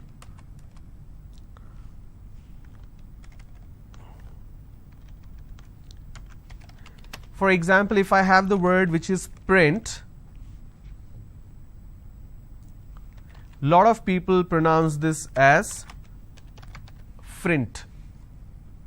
So that is where the mistake happens. Okay, there are some people who cannot pronounce the per sound, they replace that with a fur sound. For example, if I have a word which is face, they replace that and say pace. Now face is different, pace is different. Pace means speed, velocity. Face means what you see in a person. So when you make this mistake, it leads to change in meaning as well. Okay. Next, I have the word which is victory. They pronounce this as victory. Now remember what I said. If you have the letter V, you need to bite your lower lip. It's victory. And if it's W, you need to make a O out of your lips. So you say victory. No, it's not victory, it's victory. If I have the word water, then I say water. If I say the word vase, flower vase or flower vase, I say vase. If I use the name William, so I make a O out of my lips, I say William. Winter. So it's winter, it's not winter. Okay, let's move on. Sir problem. So I have a word which is seal and they replace that with zeal, z sound. For example, if I have the word listen, they pronounce this as listen. It's not listen, it's listen. And the mistake also happens the other way around. For example, z and j is a problem. For example, if I have the word zone, they pronounce this as Joan. If I have the word which is page, they pronounce this as page. It's not page, it's page. Sir problem. Now this happens because of regional influence again. For example, send, and they pronounce this. So if you make a mistake, you will end up pronouncing this as shend it. It's not shend, it's send. So these are the common issues that we face in terms of pronunciation. So the best way to learn pronunciation is to pick up words and then break them into consonant sounds. I will tell you how to do that. Now let's read these words for understanding the pronunciation. I'm going to pronounce the word, and if you're watching this on YouTube or Mana TV, doesn't really matter. I want you to repeat after me. And let's be honest, I can't see you, but I want you to put the effort and pronounce it. Let's start. Tariff, dislocate. Now before I pronounce, let's do this. I'm going to pause here for a minute so that you can make a note of all these words. If you're watching it on YouTube in your system, you can either take a picture or you can take a screenshot. If you're watching it on television, please make a note of it. If you write this down on your notebook, it will be easier for you to remember.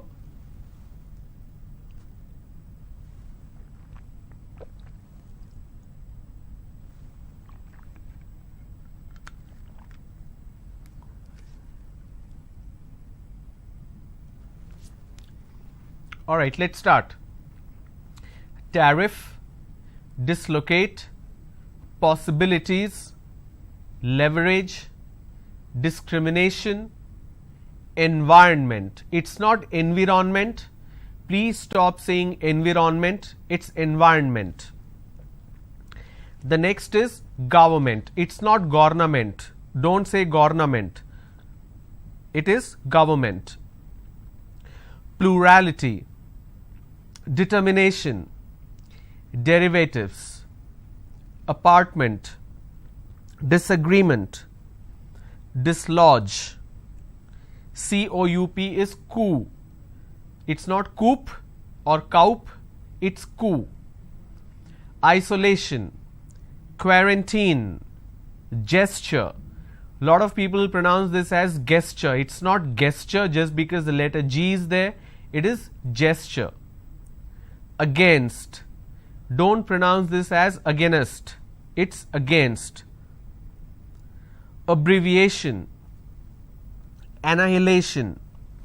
I'm going to repeat the words. Tariff, dislocate, possibilities, leverage, discrimination, environment, government, plurality, determination, derivatives, apartment, disagreement, dislodge, coup, isolation, quarantine, gesture, against, abbreviation, annihilation. Some more words for you. Distance, extra. A lot of people mispronounce this word extra. They say ekestra. It's not ekestra. So let me break down some of the words to make it simple, to make you understand how to pronounce it. All right?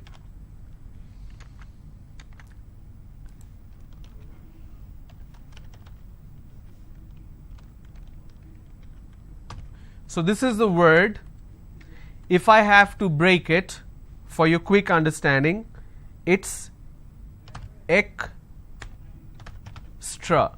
It's extra.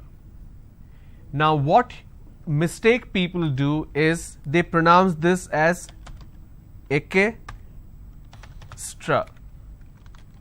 So this is wrong. It's not ekestra, it's extra. All right?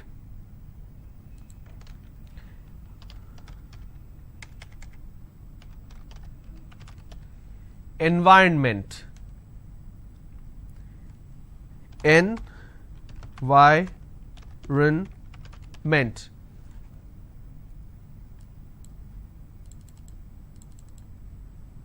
So this is the correct pronunciation.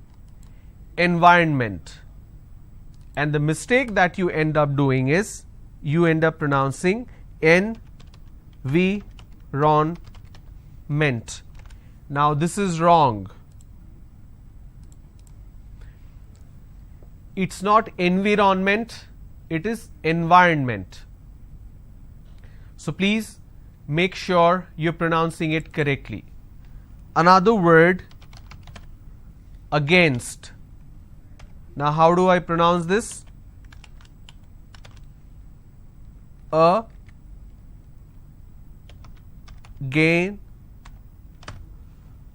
Against. Now the mistake that you end up doing is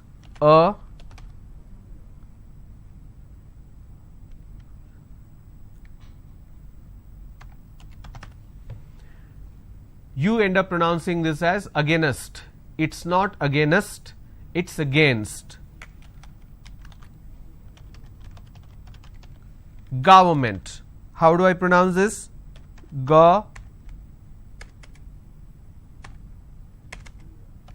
It's government.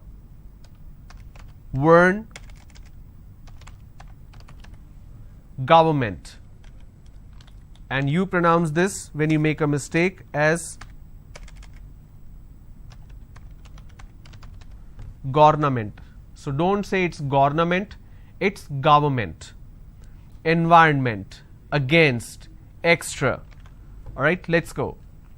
Training, paper, popular, significance, domain, competency, competition, repetition, loyalty, strange, dominant, vibrancy, chronological, pictorial, confirmation, technology, accrual, gratuity. It's not gratuity, it's gratuity. Alright? So when you have all the consonant sounds in front of you, please write these sounds in Telugu right next to it so that you can understand. So I'm going to repeat these sounds so that you can make a note of it. The first one is per. So you can write it in Telugu so that you can understand. Per, b,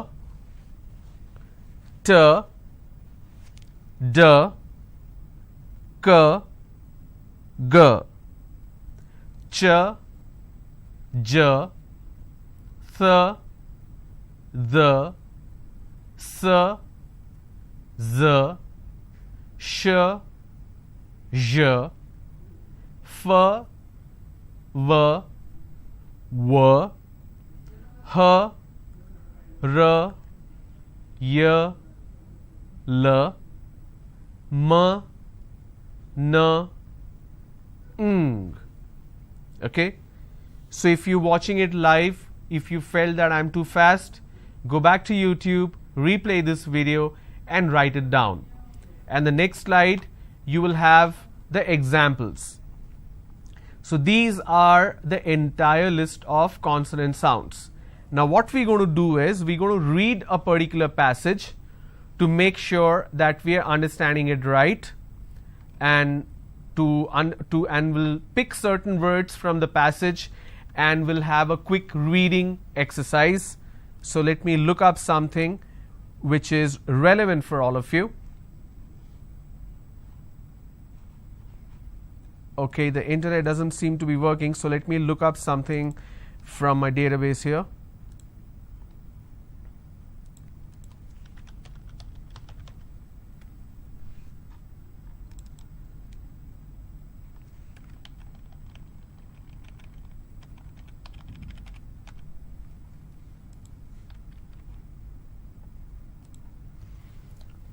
Alright, here we go. Let's start. Laws of nature are not commands but statements of acts.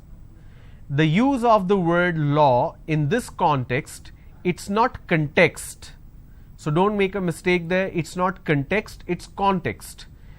The use of the word law in this context is rather unfortunate. It would be better to speak of uniformities in nature. This would do away with the elementary fallacy. What do you mean by this fallacy? Now I can give you the meaning immediately, but I want you to look it up in dictionary.com or a dictionary book. So please put the effort of learning these words, vocabulary, so that you can use these words later. and how it's pronounced? Fallacy. Fallacy. This would do away with the elementary fallacy that a law implies a lawgiver. If a piece of matter does not obey a law of nature, it is punished. On the contrary, we say that the law has been incorrectly stated. Alright? When you have a passage to read, read slow and try to pronounce the word properly so that you understand. Passage number 2, this is reading practice. At this stage of civilization, when many nations are brought into close and vital contacts for good and evil, it is essential. Now you see this word, it's not essential, it's essential. So instead of s sound, we have a z sound here. It is essential as never before that their gross ignorance, it's not gross. When you have this word, so let me quickly show you an important aspect which you need to know. I have a word which is gross. Now this word can be pronounced in two ways. First one,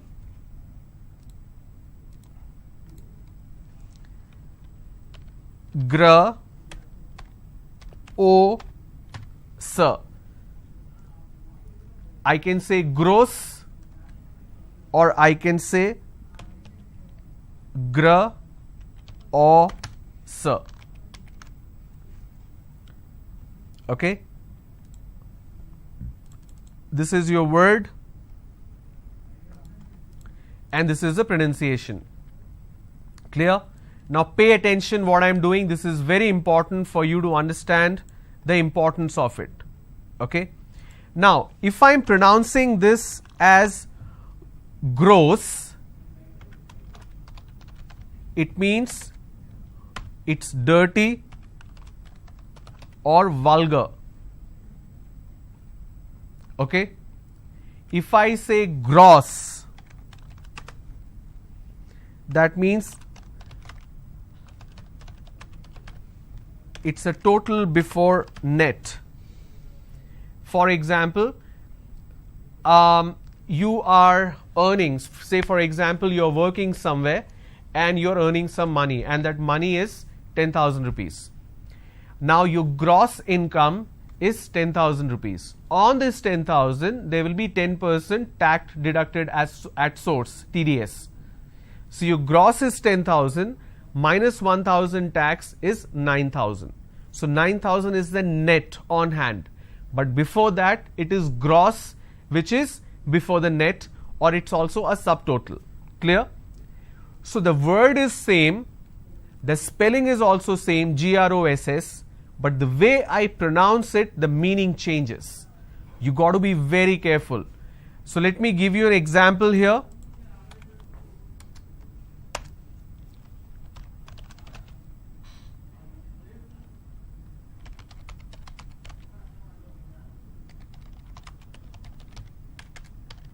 The painting looks gross. Okay. So when I have, slide please, when I have gross and I'm pronouncing this as gross, that means it's dirty. Let me remove this. This will be easier. Okay. Now when I'm pronouncing this as gross,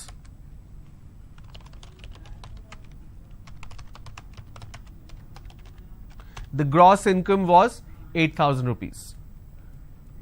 Gross also means big. For example,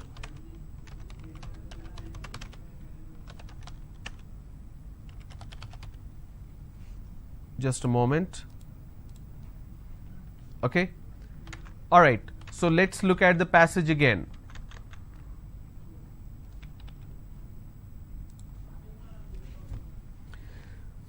So I'm going to read this up again.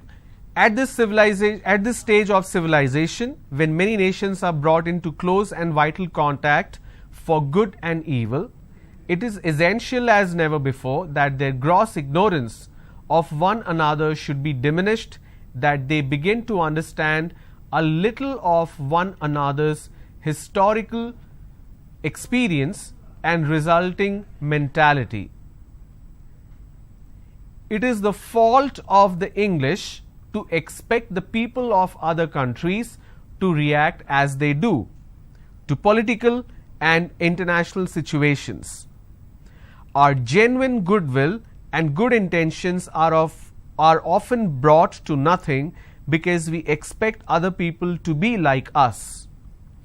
This would be corrected if we knew the history, not necessarily in detail, but in broad outlines of the social and political conditions which have given to each nation its present character. So you see the word character. I have the letter CH and it's pronounced as K. I don't say character, I say it character. One last passage for quick reading. Today, perhaps your only association with the word polio is the Sabin oral vaccine that protects children from the disease.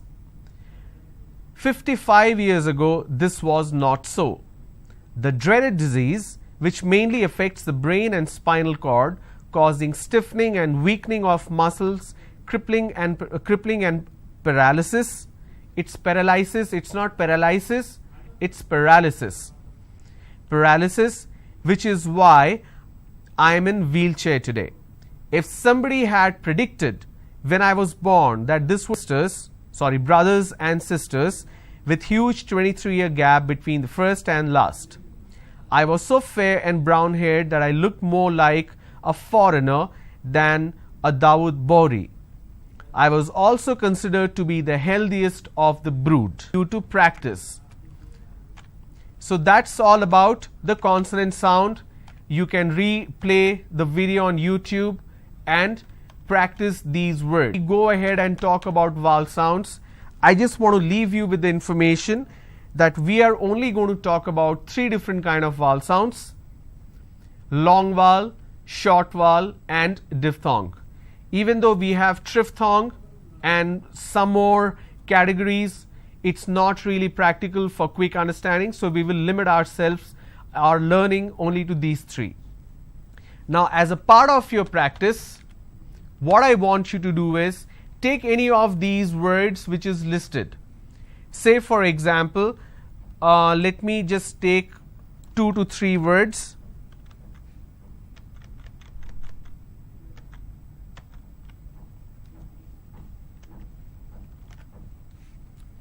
And I'm going to break this one by one to understand the consonant sounds. The best way to do that is pick a word and identify what are the consonant sounds here. So first one is apartment. Apart, par, r, t, m, n, t. Apartment. So these are the consonant sounds in this word.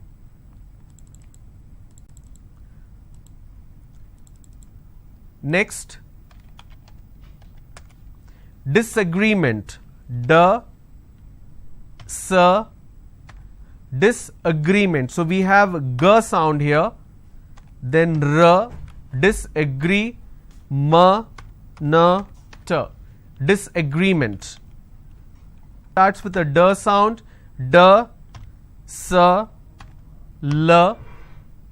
Now you see the letter D, but it doesn't mean that the sound exists here.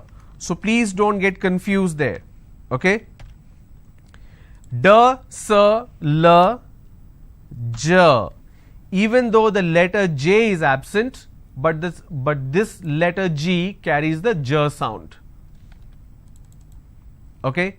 So when you are able to break these, so let me expand it. When you are able to break these into all the consonant sounds which is available in that particular word,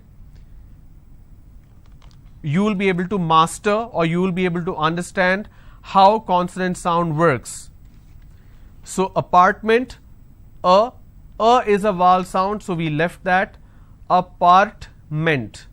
disagreement. D, S, G, R, M, N, T. Disagreement. In the beginning.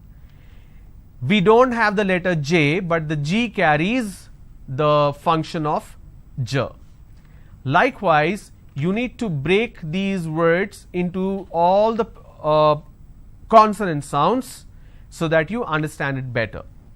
So when you have the consonant sound written in front of you, pick any word. While you're talking, it can be a simple word like a pen. For example, phone, computer, table, chair, anything which is around you. So try breaking it down to consonant sound and you will be able to understand and master it. Next session we will talk about vowel sounds. Now when you questions you have, please post on the comment section of the YouTube video that you're watching. You can find it online, and if you have any words where you need my help to pronounce it, please post today. I'll see you tomorrow. Bye-bye.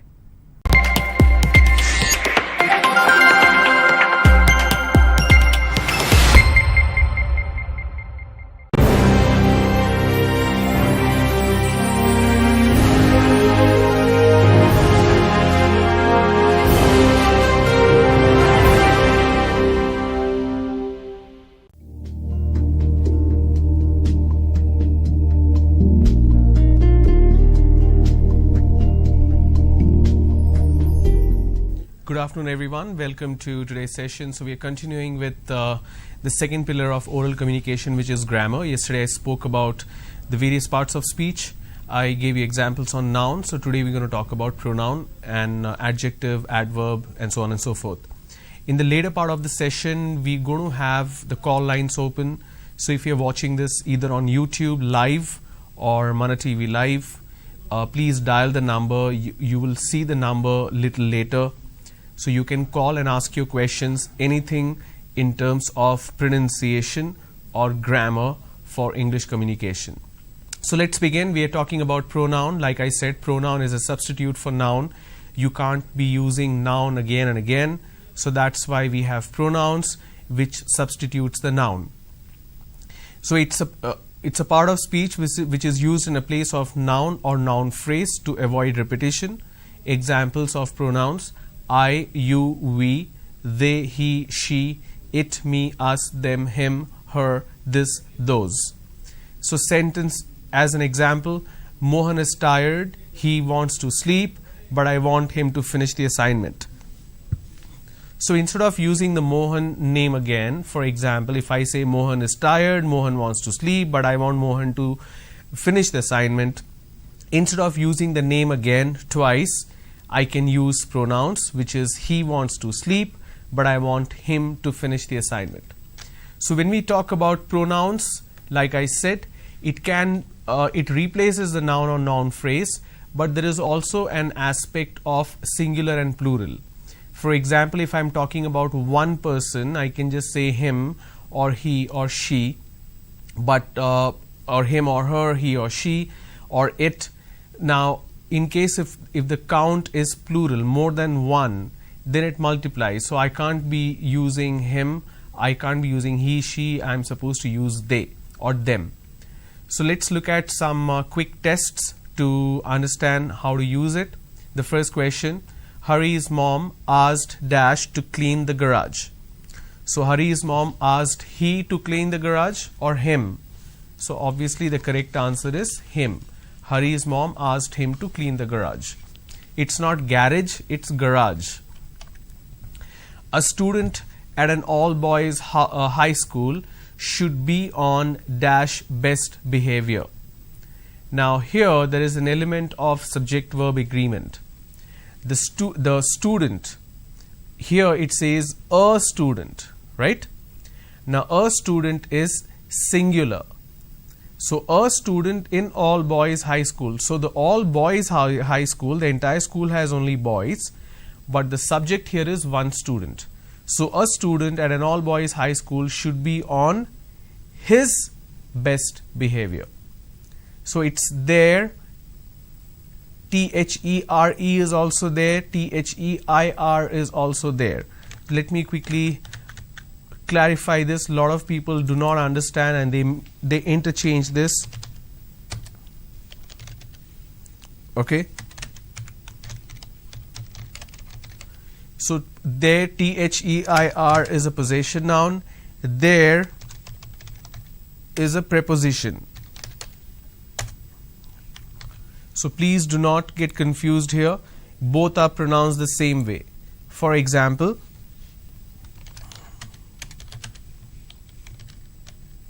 let me zoom this.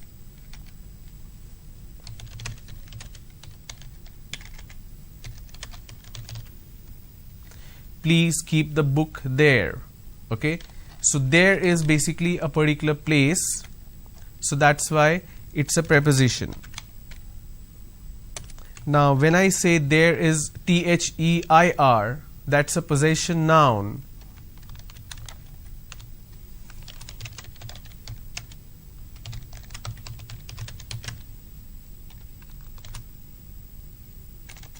The group will arrive at 8 p.m.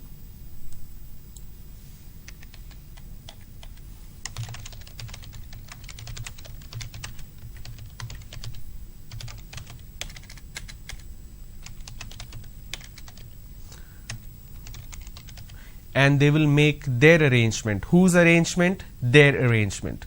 So THEIR is a possession noun. THERE is a preposition. So don't get confused there. So a student at an all boys high school should be on his best behavior. Neither Mary nor Dash knew why the store was closed. Now whenever you have neither Mary, it should be nor I. Now here is an important element which you need to understand.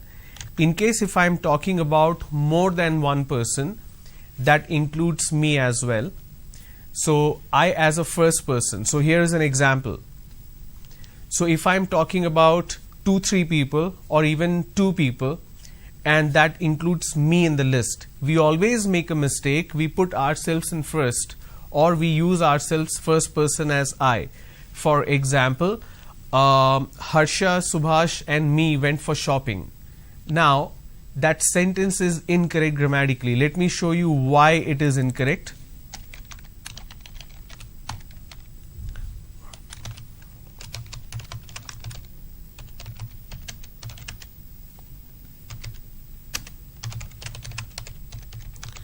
This is how people usually speak, right? Now there is a fundamental grammatical mistake here. So basically I'm talking about 3 people here, Harsha, Subhash and me, that is the first person. So Harsha, Subhash and me went for shopping. Now imagine if these 2 gentlemen are not in the list. Can I say me went for shopping? No, that's incorrect. Another way of making a mistake where people usually use this,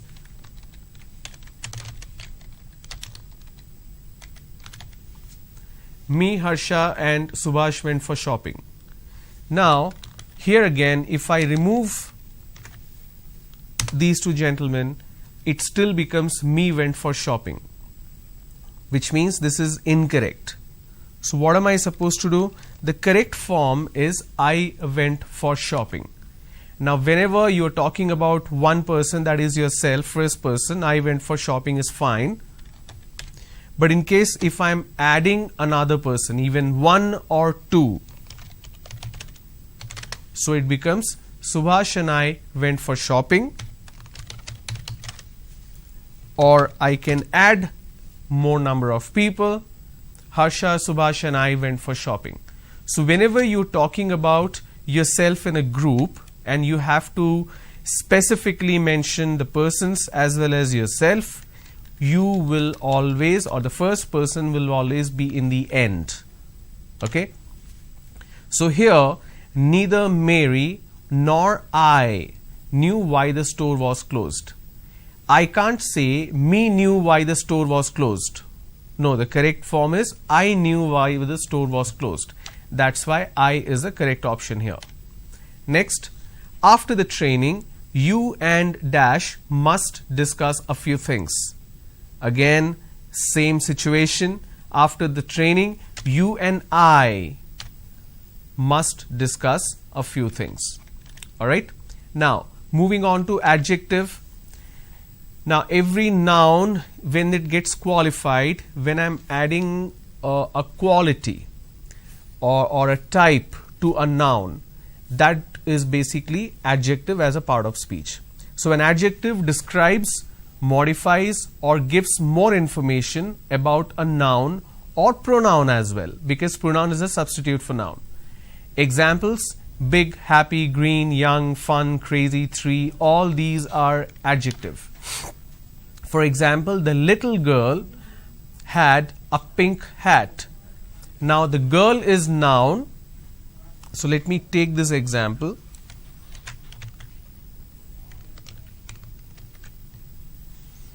Okay.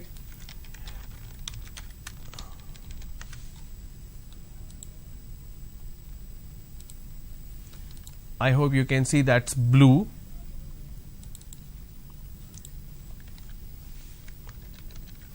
Okay. So the blue is nothing but your noun. The little girl had a pink hat. Now if I remove this, the girl had a hat, but what kind of hat? Pink hat. What kind of girl? The little girl. So anything that is adding quality, that is describing or modifying the noun or pronoun, is adjective. Now there are different types of adjective which you need to know. Something that adds quality, for example, dangerous chemicals, green vegetables, a square box. Quantity as well. So not just quality but also quantity. He has eaten 3 apples. I don't have much money. This long, thin centipede has many legs. So long, thin is also an adjective here. Demonstrative, something that is displaying or demonstrating. This red balloon is mine and those 3 yellow ones are yours. This cute baby is his brother. That cute baby is his sister. So anything that is denoting something is also an adjective. Now adjective in terms of singular and plural also you need to know. For example, my will become our, your will remain same, his, her, its. Remember I spoke about the possessions. So that's a possessive noun for adjective. Now here are some more examples to quickly test your knowledge. I dash a new bike yesterday. Please make a note of this question. Think and tell me what is the correct answer.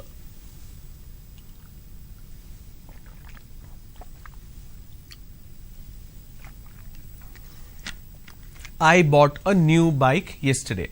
So the correct answer is A. If you don't hurry up now, you dash late for school. Question number 2. If you don't hurry up now, you dash late for school. You have been, you are, you will be.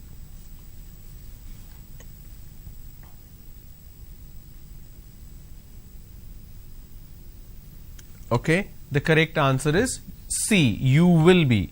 If you don't hurry up now, you will be late for school. Number 3, I would spend my holidays in London if I dash enough money.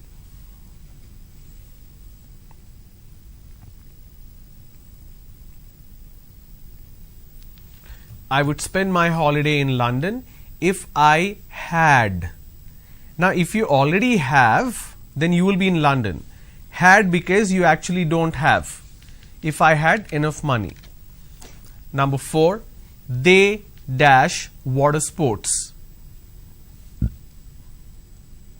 They are not, they like not, they do not like water sports. The correct answer is C, they do not like water sports. I dash for shopping tomorrow. I will be going for shopping tomorrow. I will go for shopping tomorrow. I went for shopping tomorrow. Now, this is a matter of tense. Here, went is past tense. So, went is past tense of go. Now, tomorrow is future. So, I can't use C. A is a continuous form. I need not use that. So be is a definite form. I will go for shopping tomorrow. Ram and his team, that's number 6. Ram and his team dash recently won a tournament. To answer this question correctly, you need to understand something called, now let me quickly explain this to you.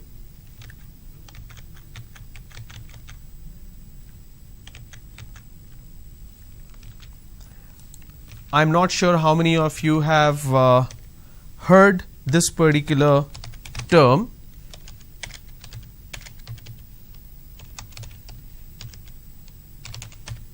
Subject-verb agreement. Now, what do we mean by subject-verb agreement? Let me quickly demonstrate that to you. I'm going to switch over to another aspect, which is subject-verb agreement. Let me see if I have created some kind of okay, here we go. So we are talking about subject-verb agreement. This is because the subject should always be in sync with verb. What I mean by this? If the subject is singular, I need to use a singular verb. If the subject is plural, I need to use a plural verb. Now, as simple as it sounds, we always make a mistake. So the reason I put the Superman symbol, in case if you have he, she, it, or any of singular form of verb, the singular form of subject, you will use a singular form of verb. What do I mean by this? See here, the players and the umpire is or are tired. Okay, the second sentence is the players or the umpire is or are tired. So what do we need to do here? Now, when I'm using and, I'm combining two singular forms. That becomes plural. So I will use the plural form of verb. Now, how do I identify what is singular form of verb and plural form of word? Let me quickly demonstrate that to you.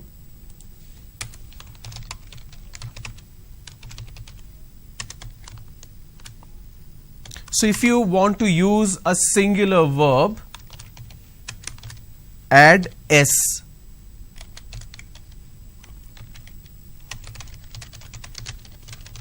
At the end of the verb. Okay.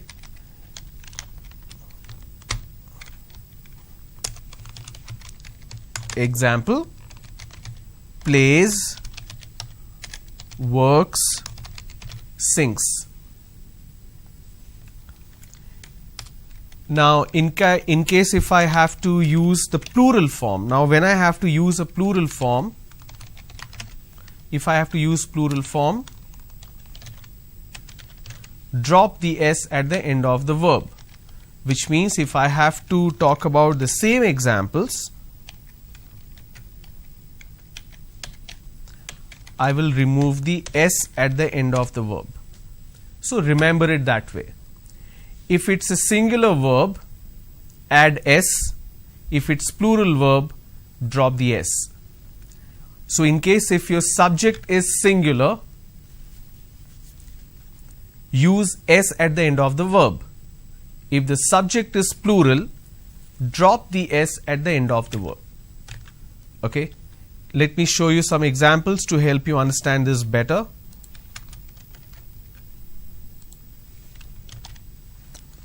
I'm going to use all singular verbs here.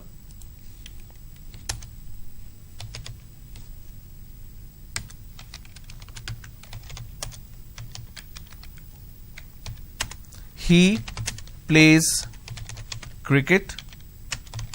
She sings very well.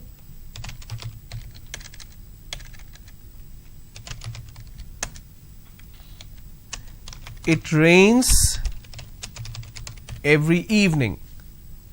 So if you pay attention to the verbs here, action, I am adding a plural verb, plural subject. They play cricket. He is singing very well.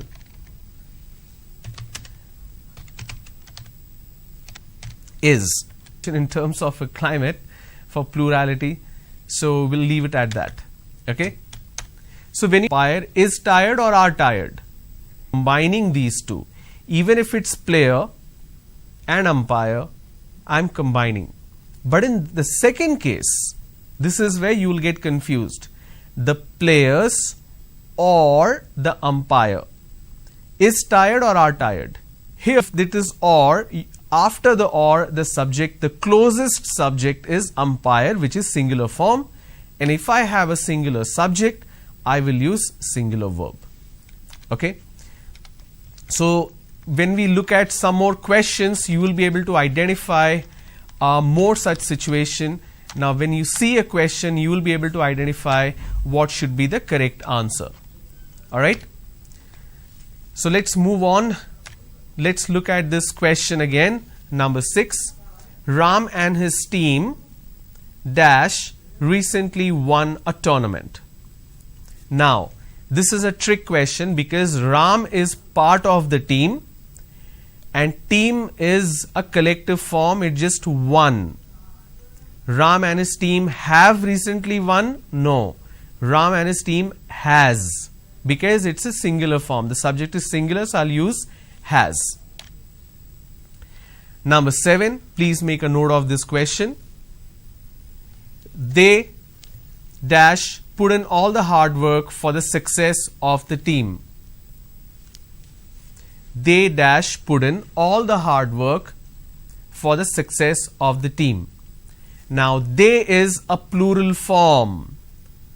Now if I have a plural form, I will use plural verb. What is the rule?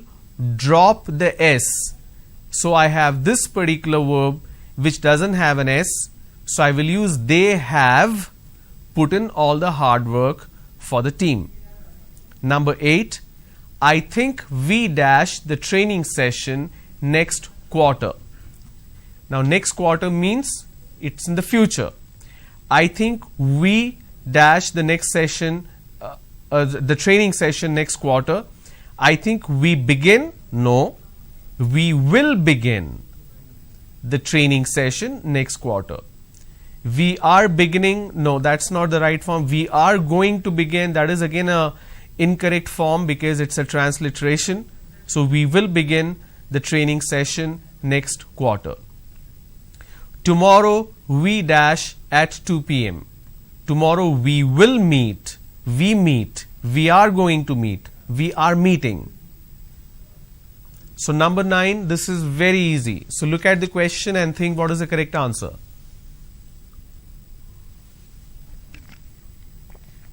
Tomorrow we will meet at 2 p.m. So A. Could you please dash me some money? Could you please borrow me or lend me? Borrow means take from me. Lend means give me.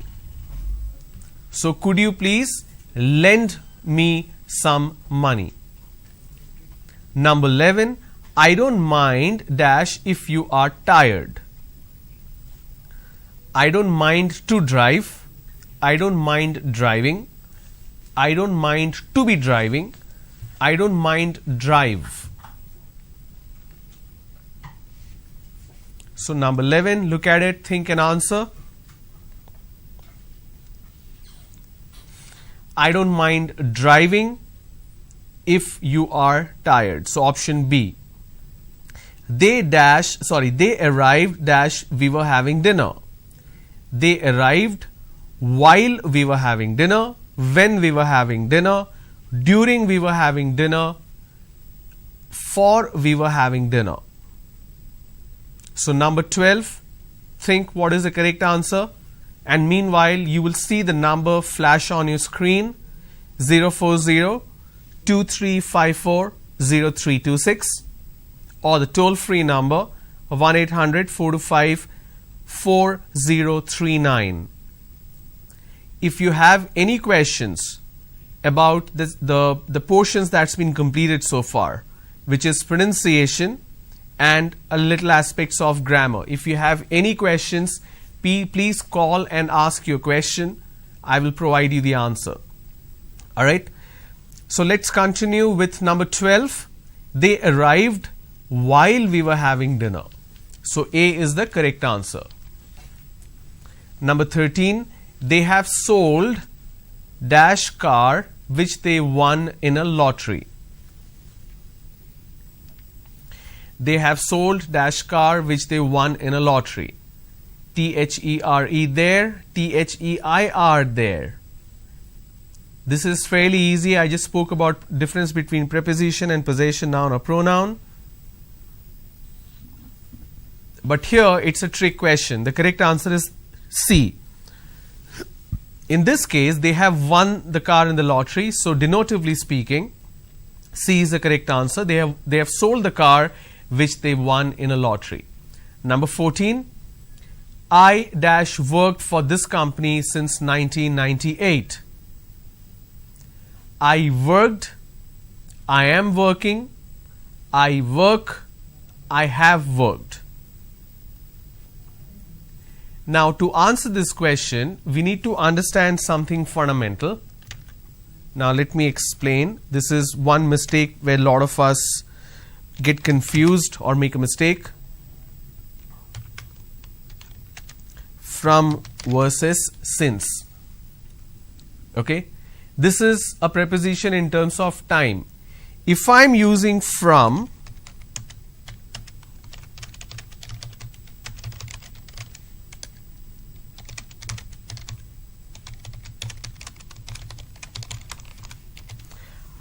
I should be using from when I have specifics on when did it start and when did it end. Okay. I will use since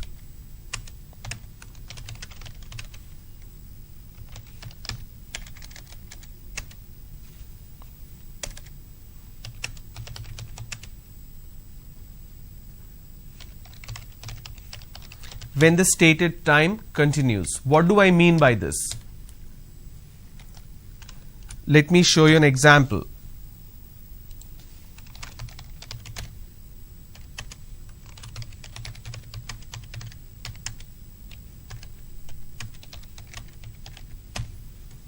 I lived in Bangalore from 2004 till 2006, which means it has ended.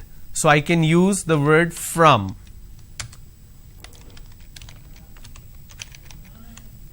If I have to continue in the same way,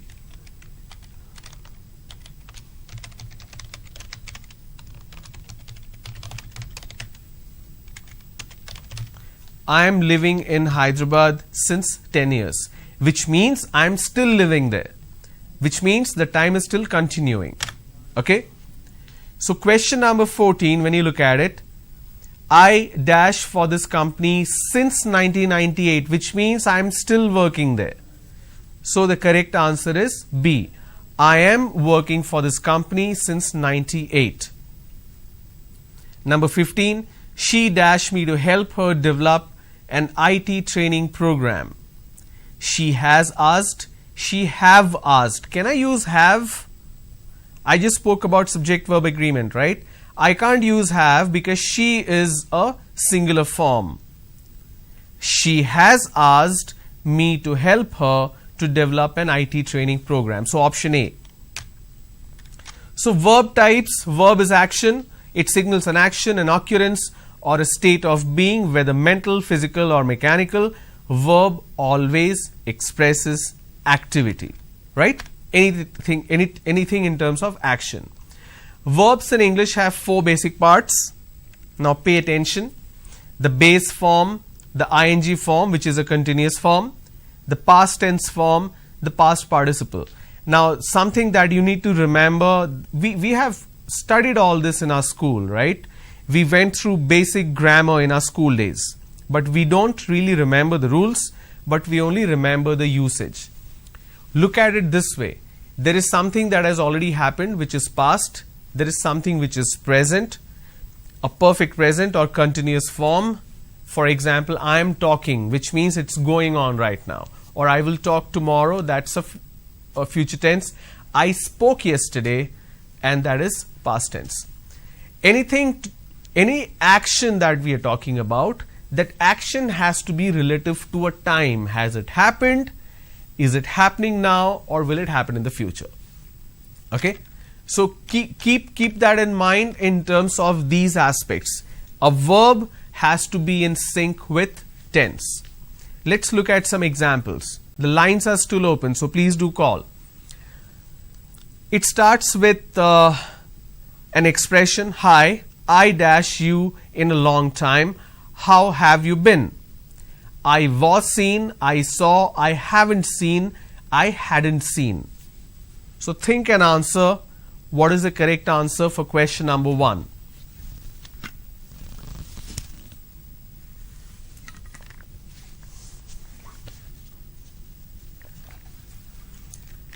Option C is the correct answer. Hi, I haven't seen you in a long time. How have you been? Number 2, yesterday I dashed to see my grandparents. Yesterday is a past tense, so I need to use an option which is past. Yesterday I have gone. Yesterday I gone. No. Yesterday I went to see my grandparents. Number 3, some people say that it is better to dash for today. Better to, this is a proverb, right? It's a saying. Better to is living, better to living, better to lives, better to live. It's better to live for today. Have you ever dashed to Canada? Now, have you ever basically means it's a past tense. Have you ever been to Canada? Being is a state. Been means if there was an action involved there. Albert doesn't like dash on weekends. Albert doesn't like working. Albert doesn't like to work. Albert doesn't like work. Now, doesn't like work doesn't make sense. So, our answer 1 and 2 are correct. So, option D is perfect. He occasionally is a headache in the morning. He occasionally should be a headache in the morning. He occasionally might be, could be. Now, this is in terms of an adjective. So, all of the above are correct. So, we have various such questions. You can look up simple tests online as well. You will find tons of questions. The best way to learn is to test yourself and find what is the correct answer. We cannot learn grammar in terms of rules anymore. We already learned it, but we don't remember because we don't use it. So if you remember it in terms of usage, if you keep practicing, if you keep testing yourself, that will help you remember for a long time. So grammar is something which is extensive, but you need to put yourself in use. I cannot teach you in a classroom environment. Even when the lines are open, nobody is actually calling and asking questions. So I don't know what seems to be wrong there. So in the next session, that is on Monday, I'll move on to verbal ability, where we will look at certain instances, how to solve certain questions and certain situations. If you have questions, please post your questions on the YouTube channel. I'll take a look and provide you the answer. And thanks for tuning in. Make the best use of your day. Thank you so much.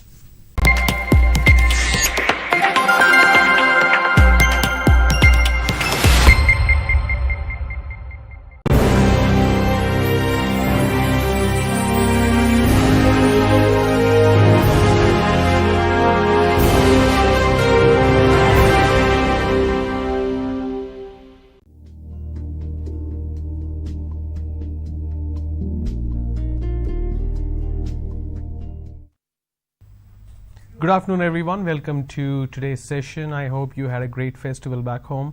So we are talking about communication skills as a part of the ESC program, the Employability Skills Center program.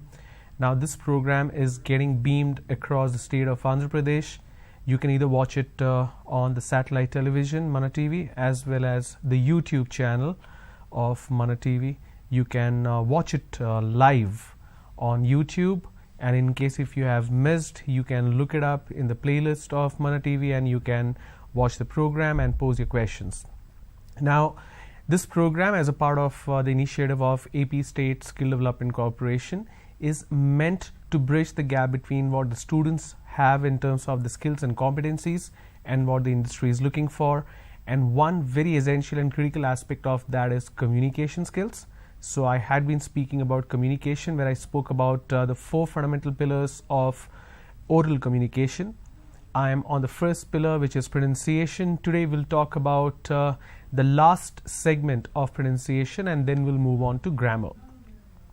As the first segment of pronunciation, we learnt the sounds. We learned how there are 24 consonant sounds and 15 vowel sounds, how they are different from vowels and consonants. We have 21 consonants and 5 vowels, but we have 24 consonant sound and 15 vowel sounds. Now, the importance of this vowel sound, I had been talking about in detail, the importance of consonant sound, vowel sound, everything in detail. The last session we did some practice around words, how to break it into syllables, how to break it into consonant and vowel sounds, and today we'll look it up in detail when it comes to syllable, and we'll also learn something new, which is syllable stress. So syllable is a beat of a sound, like I explained in the last segment, a unit of pronunciation carrying one vowel sound with or without surrounding consonants, forming the whole or part of word. So what I mean to say is, when it says pronunciation carrying one vowel sound, which means every vowel sound will constitute a particular syllable. So number of vowel sound is equivalent to number of syllable. Please do not confuse that with vowels itself. It's vowel sound. Let me show you an example, and that will help you understand.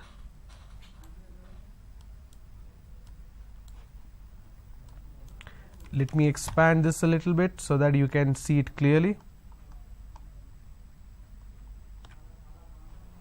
All right. Take for example, I have a word which is country. Okay. All right.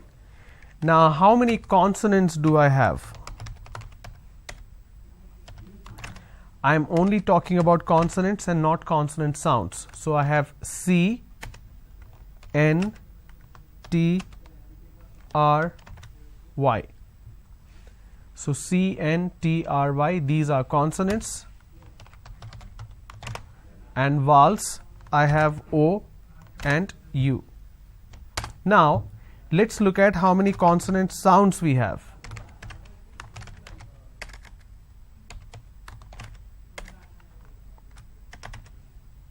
So we have K, N, T, R. Country. We have just 4 consonant sounds. And how many vowel sounds you have? We have K. Then we have E, country. So number of vowel sound will define number of syllable. So how do I break it into syllable? If I have to break this word, country. Okay.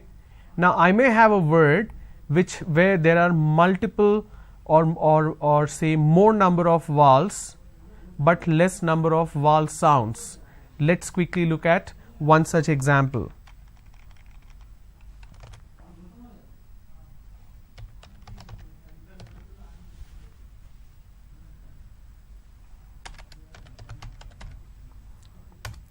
Okay, I have the word photography here.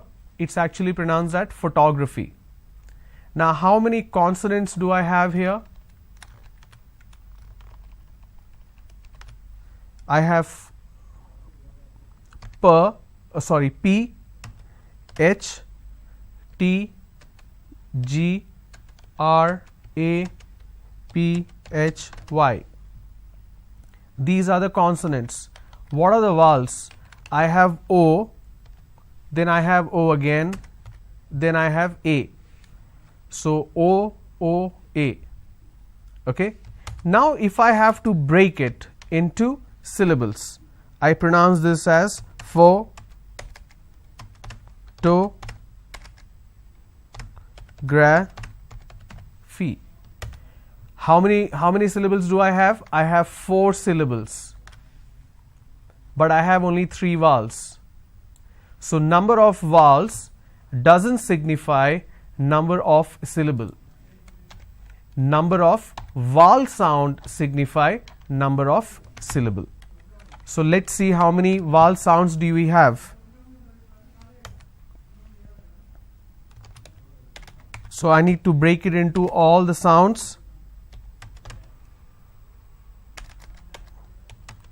It starts with the f sound, fo. It's photo, g, r, a, f, e. Okay, it's photography. Photography. So how many vowel sounds do I have? 1, 2,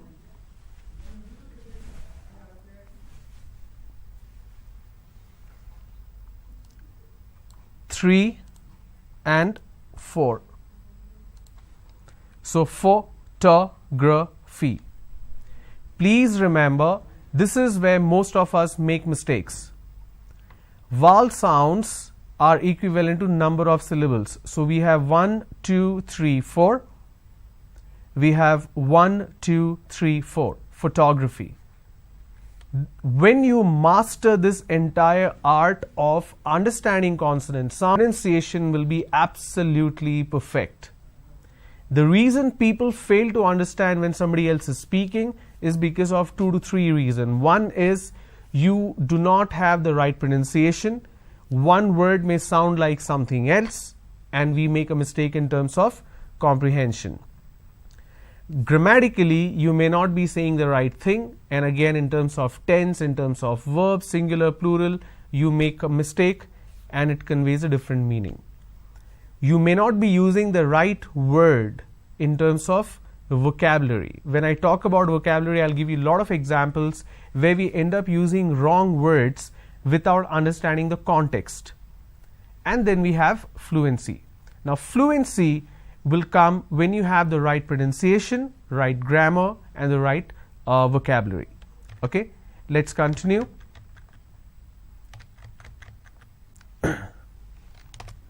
So we looked at example. So pen has 1 syllable, pen. Then we have pencil, 2 syllables. Then we have computer, 3 syllables. And then we have technology. Now how do I pronounce this? Technology. It's technology. And there are 4 syllables here. Okay. The point that I was making in terms of the last session was there are certain words which has pretty much the same pronunciation. Some of the word may have the same spelling, but it needs to be pronounced differently, and that is what it denotes differently in terms of parts of speech and in terms of context. Let me give you an example that will help you understand. We have a word which is project. I gave this example earlier as well. I can use this on a sentence, and it says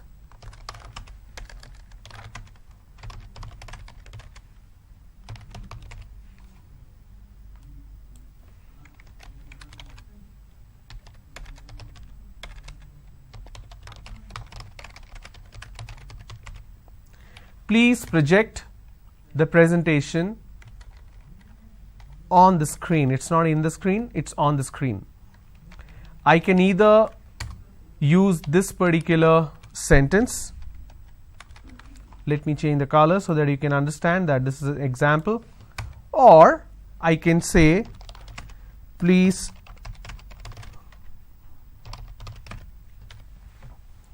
now this particular word is common between both the sentences, right? This is what we are talking about. Now when I'm using the first sentence, I'm supposed to pronounce this with a stress where I say project, this is the word, but I need to stress on the second syllable. There are two syllables, right? But I need to stress on the second syllable. When I do that, it means it's a verb. Now that's a rule of pronunciation. When I'm stressing on the second syllable, it's a verb. Okay? When I'm stressing on the first syllable,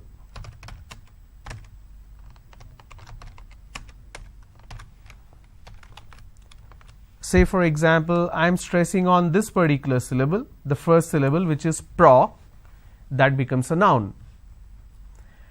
This particular rule applies to every word which is spelt the same, but the shift of stress, I can either stress on the first syllable or the second syllable. So let me move this down so that we have the second example as the first one. So when I'm stressing on the first syllable, it becomes a noun. That means, please submit the project. I say project. This is project. Here I say, please project the presentation. Here I say, please submit the project. So when I say project, that becomes a noun. When I say project, that becomes a verb. So when you're shifting it, and there is a change in terms of the vowel sound as well. When I say project, I'm using per, r and o, project. When I say project, I'm using per, r, o. So when I have project, it's an o sound. When I have project, I have an o sound. But the bigger aspect which you need to understand is the stress on which syllable. Like project and project, there are other examples. For example, subject. Okay, I'm going to move this down so that I can use the noun as the first example.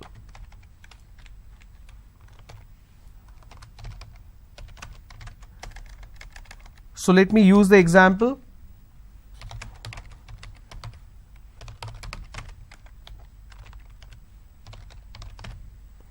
Biology is an interesting subject. I'm stressing on the first syllable. So I say biology is an interesting subject. I'm stressing on the first syllable. Okay. Now,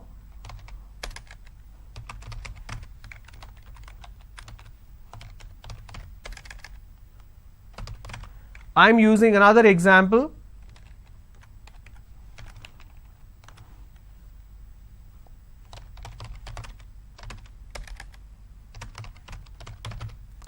Please don't subject the students to any tests. So here my stress has moved to the second syllable. For example, when I say the exam is scheduled at 4 o'clock, the timings is subject to change depending on the circumstances. So that becomes a verb. Okay. Likewise, there are tons of such words where the shift in the sound will lead to change in the meaning. It could mean a noun, it could mean a verb. All right. Now, one word where a lot of us make mistake, where we do not have complete clarity, is this particular word. Okay. Now, let me get rid of this example here. Let me explain what are the two different types of pronunciation. I can pronounce this as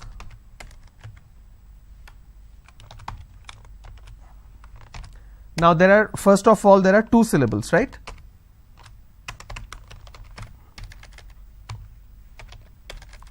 All right. Now, I can either pronounce this as k or n, then tent. I can either pronounce this as content or I can pronounce this as content. So content, content. We don't really understand what to be used where. That is where we make a mistake. Now when we pronounce this as content, the meaning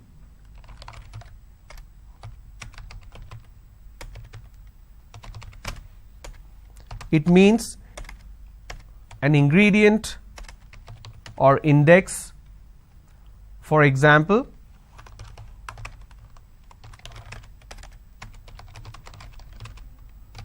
please give me the content for the training. Okay. Now when I say content, let me change the color here.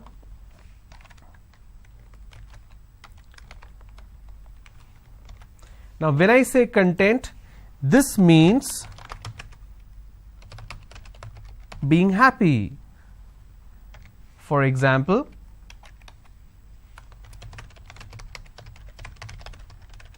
are you content with the training? Okay. Now that makes a big difference, right? So we have the word content. I break it into two syllables. When I pronounce this as content, it means ingredient or index. When I pronounce this as that means happiness or being self-satisfied. So these are the aspects that you need to clearly remember when you pronounce the words. Okay. Now this is what syllable stress is all about. In linguistics, stress is the relative emphasis that may be given to certain syllables in a word. So whenever you are stressing on a particular syllable, that means it's syllable stress. Now there are certain rules to syllable stress. What are they? There's something called penultimate and there is something called anti-penultimate. So I'll talk about anti-penultimate later. What I want you to do is draw this diagram on your notebook to make a note of it.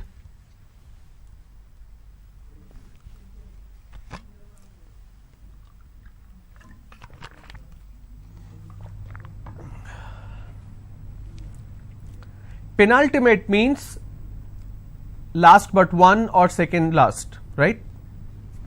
So this is the word ending. What do we mean by word ending? So these are the word endings. There are a lot of English words that will end with any of these. Now when the rule says when a word ends with these as ending, the stress should be on the second last or the last but one syllable. Let me show you an example that will help you understand what do I mean by this.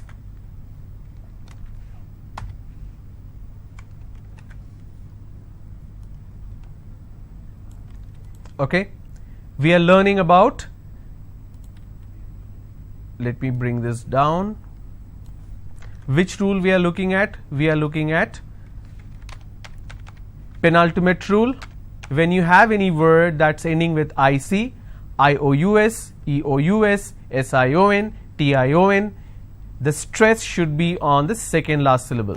So let's take a quick look at it. Okay. If I have a word which is panic,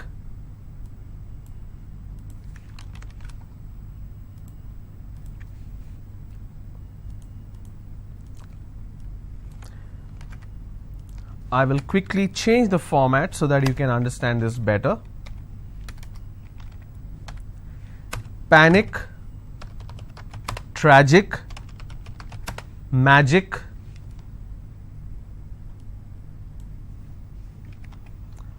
any more words that ends with IC? Picnic. Okay. The rule says in case if you have any word that's ending with IC, the stress should be on the last but one syllable. So let's break this. Panic is panic, which means I will stress on pa and it's pronounced as panic. Tragic, tragic, I will stress on tra. Magic, I will stress on ma. Picnic, I will stress on pick. Let me bring this down. Okay. Now what if I have a word which has more than 2 syllables? Then what happens? Let's take a look at it.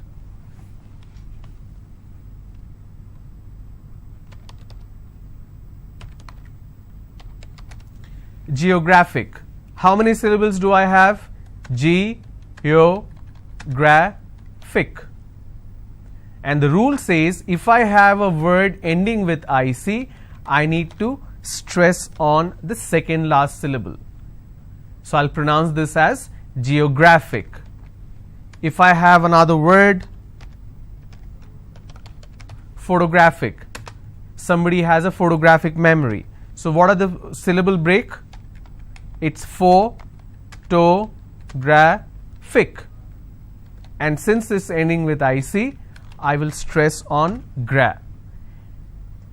So whatever is the word ending, like you saw, look at the word ending and stress on the previous one.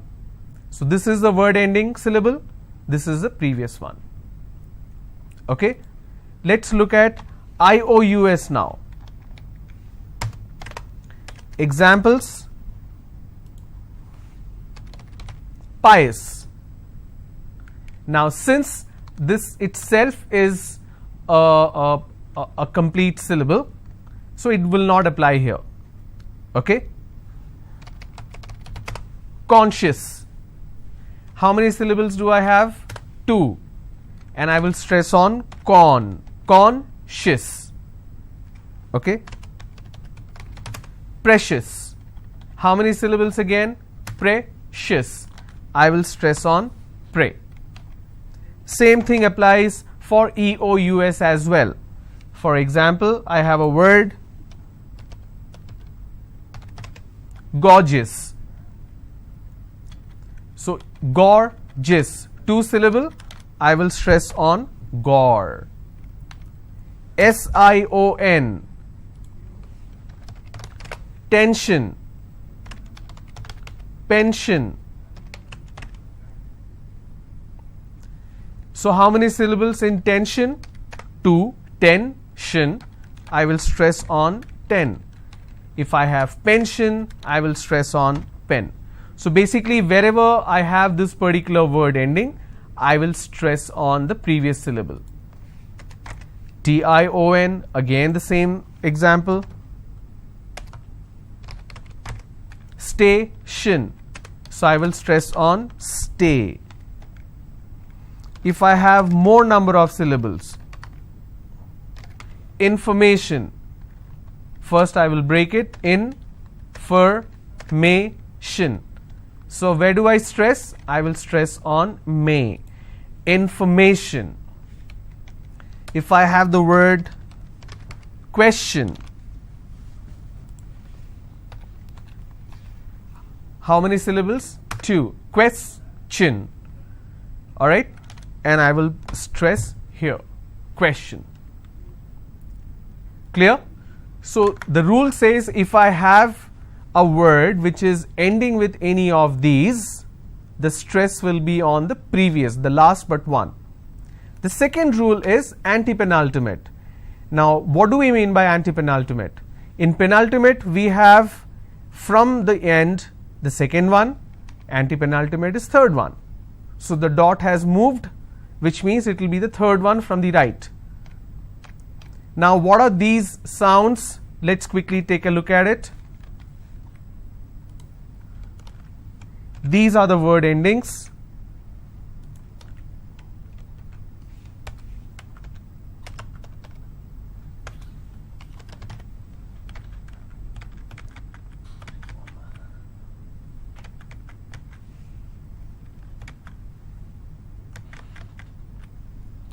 Alright, so let's take a look at certain words where it ends with CY. For example, policy. How many syllables? 3. Policy. Now here the rule says I need to stress on the third from right. which means I will stress on paw. I just bought an insurance policy. Okay. ty.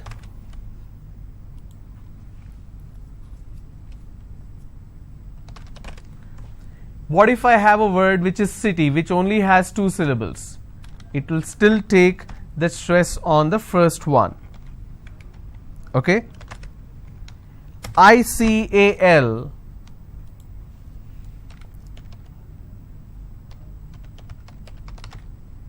Geographical. How many syllables do I have? Geographical. Now this fickle is coming up to 2 syllables, right? But this will still be combined as word ending, and this is the stress. Geographical. PHY. My favorite word. Photography. How many syllables? Photography. So this is my ending. I will stress here. Photography. GY.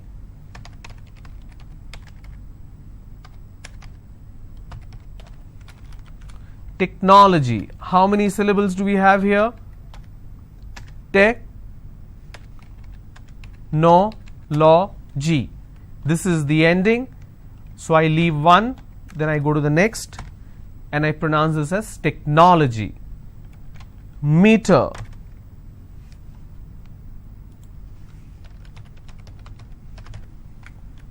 We all pronounce this as thermometer. Thermometer. It's not thermometer. It's thermometer, right? Now meter is pronounced as meter. It's thermometer. It's not thermometer, it's thermometer. So I will pronounce, or I will stress here, because meter itself has 2 syllables. Clear? So when you work on these aspects of syllable stress, and when you understand these rules, you will be able to not only work on the pronunciation aspect but also on vocabulary. What I want you to do is make a note of these word endings. Number 1, write down as many words as possible you can recollect out of your general knowledge of English communication.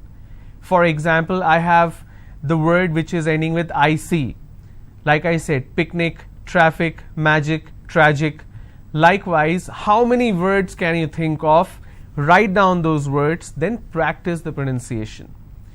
Alright, so these are the word endings. I want you to write at least 15 to 20 words for each word ending. IC, IOUS, EOUS, SION, TION. Then CY, TY, ICAL, PHY, GY, meter. I'm going to pause here so that you can make a note of this. And when you work on these words, that will also become a part of your assignment, and you will learn vocabulary as well.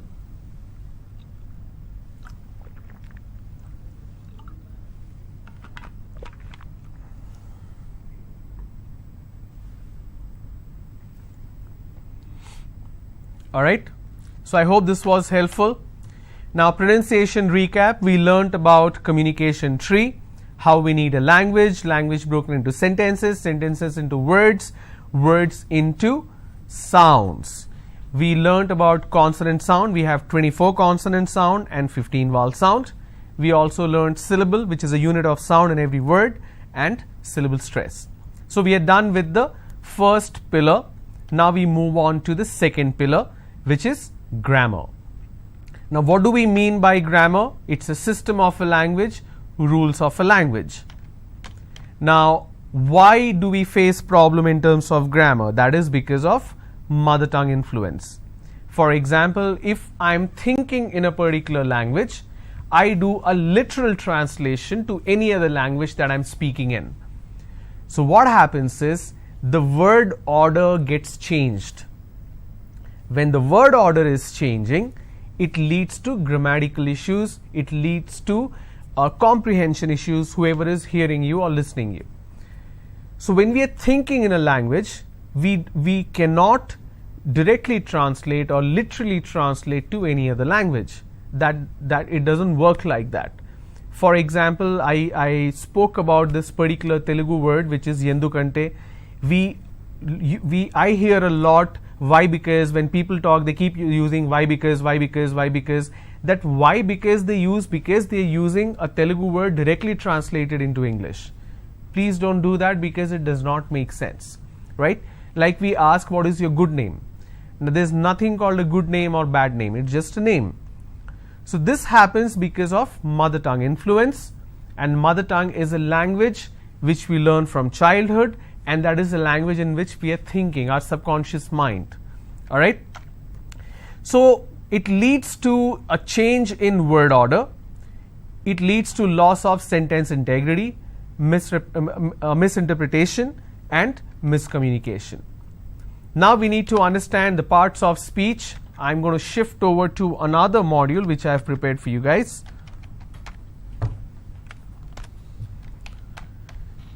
So we just saw that it's a rule of a language. Are there rules in English language? No, in fact, no language has rules, but it's a system that you need to follow.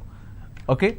Now, common issues that we face in terms of grammar, like I said, mother tongue influence. Now, we need to understand the parts of speech. These parts of speech exist in every language. So we have parts of speech. I have written down the parts of speech along with examples. The first one is noun. Noun is name, place, animal, thing. Now, a city name or a person's name is all noun. Then we have pronoun. Pronoun is something that replaces a noun. Instead of using the noun again and again, I can use a pronoun. Adjective is something that qualifies the noun. For example, noun is Ravi, pronoun is he, adjective, Ravi is a passionate leader. So what kind of leader? Passionate leader. Verb is anything that is an action. So he is driving his new BMW car. Like adjective qualifies the noun, adverb qualifies the verb. How is he driving? He is driving very fast. Then we have preposition. Preposition, like the word goes, position. So here the position in terms of geography, that means the place, also the time. So basically time and place. Ravi will leave for London at 8 p.m. So whatever you see is underlined in these examples are basically the parts of speech. Interjection, wow, wow, he will fly business class. It's basically an expression. And then you have conjunction, anything that joins two independent sentences or phrases. For example, Ravi and his director will go to UK. It could be Ravi will go to UK and his director will go to UK, but instead of writing that, I can just say Ravi and his director will go to UK. So these are the parts of speech. Now let me explain the types. Common noun, for example, the mountain is too high to climb. Sorry, the mountain is too tough to climb. I'm sorry, I read it incorrectly. So something that is very common in nature, that's common noun. Proper noun are names. Now these names are little complicated because these are pronounced differently in different parts of the world because of regional influence. So New Delhi is a capital city. In Hindi, New Delhi is pronounced as Nai Delhi, right? In English, the country Turkey, so we pronounce that as Turkey. But in different languages, it's pronounced differently. A name of a person can be pronounced differently. For example, the name April, it's a month, right? In French, it's pronounced as Avril. The name Clement is pronounced as Clement in French. So the names are pronounced differently. That's why don't focus on the pronunciation part. These are proper nouns and these has influence of the region. Abstract, something which you can't touch and feel. That's a noun. For example, fear is an obstacle. So fear is an abstract noun. Count, the bottle is filled with water. Anything that you can touch, anything that you can count easily is a count noun. But there is also non-count noun, something which you cannot count. For example, you cannot count oil or water or air, right? Now what do you do in these cases? To count a non-count noun, you need to take the help of count noun. For example, I have water. Now this is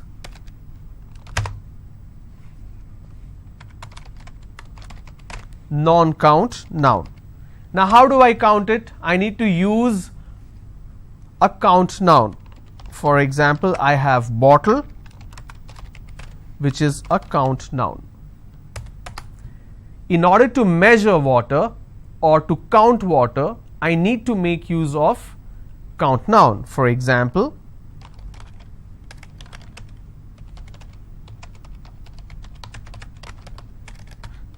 please buy 3 bottles of water. Now I can add the number 3, that's because I am using a count noun here. Alright. Collective noun, something that is in group. For example, the team wants to celebrate. Okay. Now collective noun, you also need to understand the singular and the plural forms. There are certain word which doesn't have a plural form.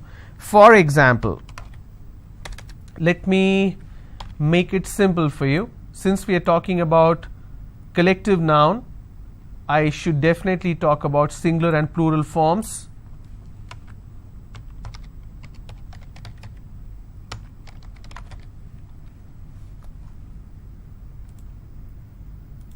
The reason I use a PowerPoint because it's easier to display quickly rather than a board.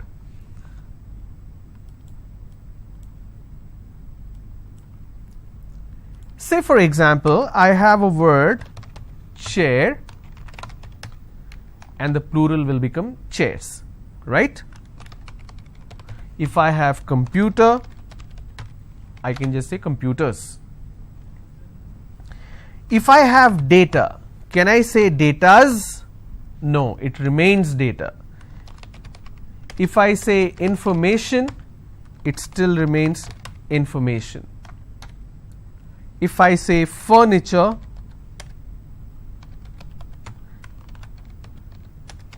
it still remains furniture. So there are a lot of words which doesn't have a plural form. For example, luggage. Luggage will remain as luggage. For example, this is where a lot of people make mistake. Hair, it remains hair. If I have the word people, now people itself is a plural form. Lot of people make a mistake. Peoples, I met lot of peoples. Now people itself is a plural form. You cannot add another s to a plural form. Like child, the plural form of child is children. There cannot be a plural of a plural. It cannot be children's. So please keep that in mind and you will learn that the more you dig into vocabulary. Okay. So singular, plural, I just gave you the example. She won a lottery for 1 crore. Plural, they are going to the market. So they is plural, she is singular. Possessive is somebody is in possession of something. I am using Rahul's bike. Whenever you have a possessive noun, there will always be an apostrophe. Okay. Compound noun is basically a word. When you combine the word, it leads to a third meaning. For example, the ceiling fan is not working. Now ceiling is a different word, fan is a different word. When you combine this, then you get a third word out of it. So that's compound noun. Okay. Alright, now let's quickly check if we understood this. I missed the bus because I was late. Identify the noun. What is the noun here? Bus. The queue was very long, so I didn't wait. The noun is queue. The distance was too long to cover. Of course, the distance is a noun here. The singular and the plural form, I just gave you certain examples. I went to the market and bought a lot of fruits. The traffic or traffics, of course it is traffic. There cannot be a plural form. I have to cut my hair or hairs, it's hair. there are so many different type of people or peoples. Now it should be types, alright. I have to buy a lot of furniture or furnitures. It should be furniture. I need help to carry all the luggage. It's not luggages, it's luggage. Likewise, it's garbage, not garbages. Okay. Now pronoun is something, like I said, which replaces the noun, and we'll look at examples of pronoun and examples that will also test you. So in tomorrow's session, I will come with a lot of quick tests that's going to be especially on noun and different kinds of noun, and we'll see if we can have an interactive session tomorrow through phone lines. If somebody can call and ask questions, I'll see if that is possible tomorrow. I'll keep you posted. In case that happens, please do participate. Please understand these programs are meant only for you and only for your benefit. So please make use of this. Whatever questions or concerns you have, if you need clarification, please post it on the YouTube channel. I'll take a look, announce your name, and provide you the answer. I hope this session was helpful. Thanks for tuning in. Have a good day. Bye-bye.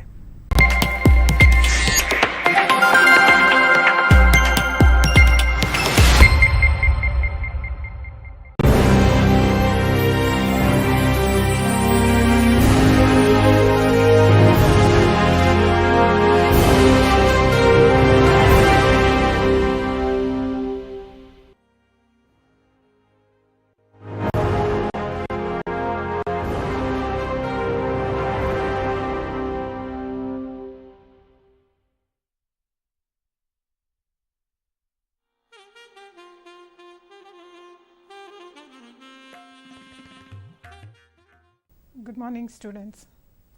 We all know that our body reacts to disease, pathogen or microorganisms by producing antibodies. Today in this class, we will see the basic structure and function of antibodies. Antibodies belong to macromolecules called glycoproteins. This is because these are proteins attached to carbohydrates by a process called glycosylation. Hence, they belong to glycoproteins. They are also called as immunoglobulins because they belong to a group of proteins called as globulins and has a major role in immunity. Let us see how these antibodies are produced. These antibodies are produced in bone marrow from B cells. The B cells are the progenitor cells. They mature in bone marrow, which has B cell receptors. The B cell with the B cell receptors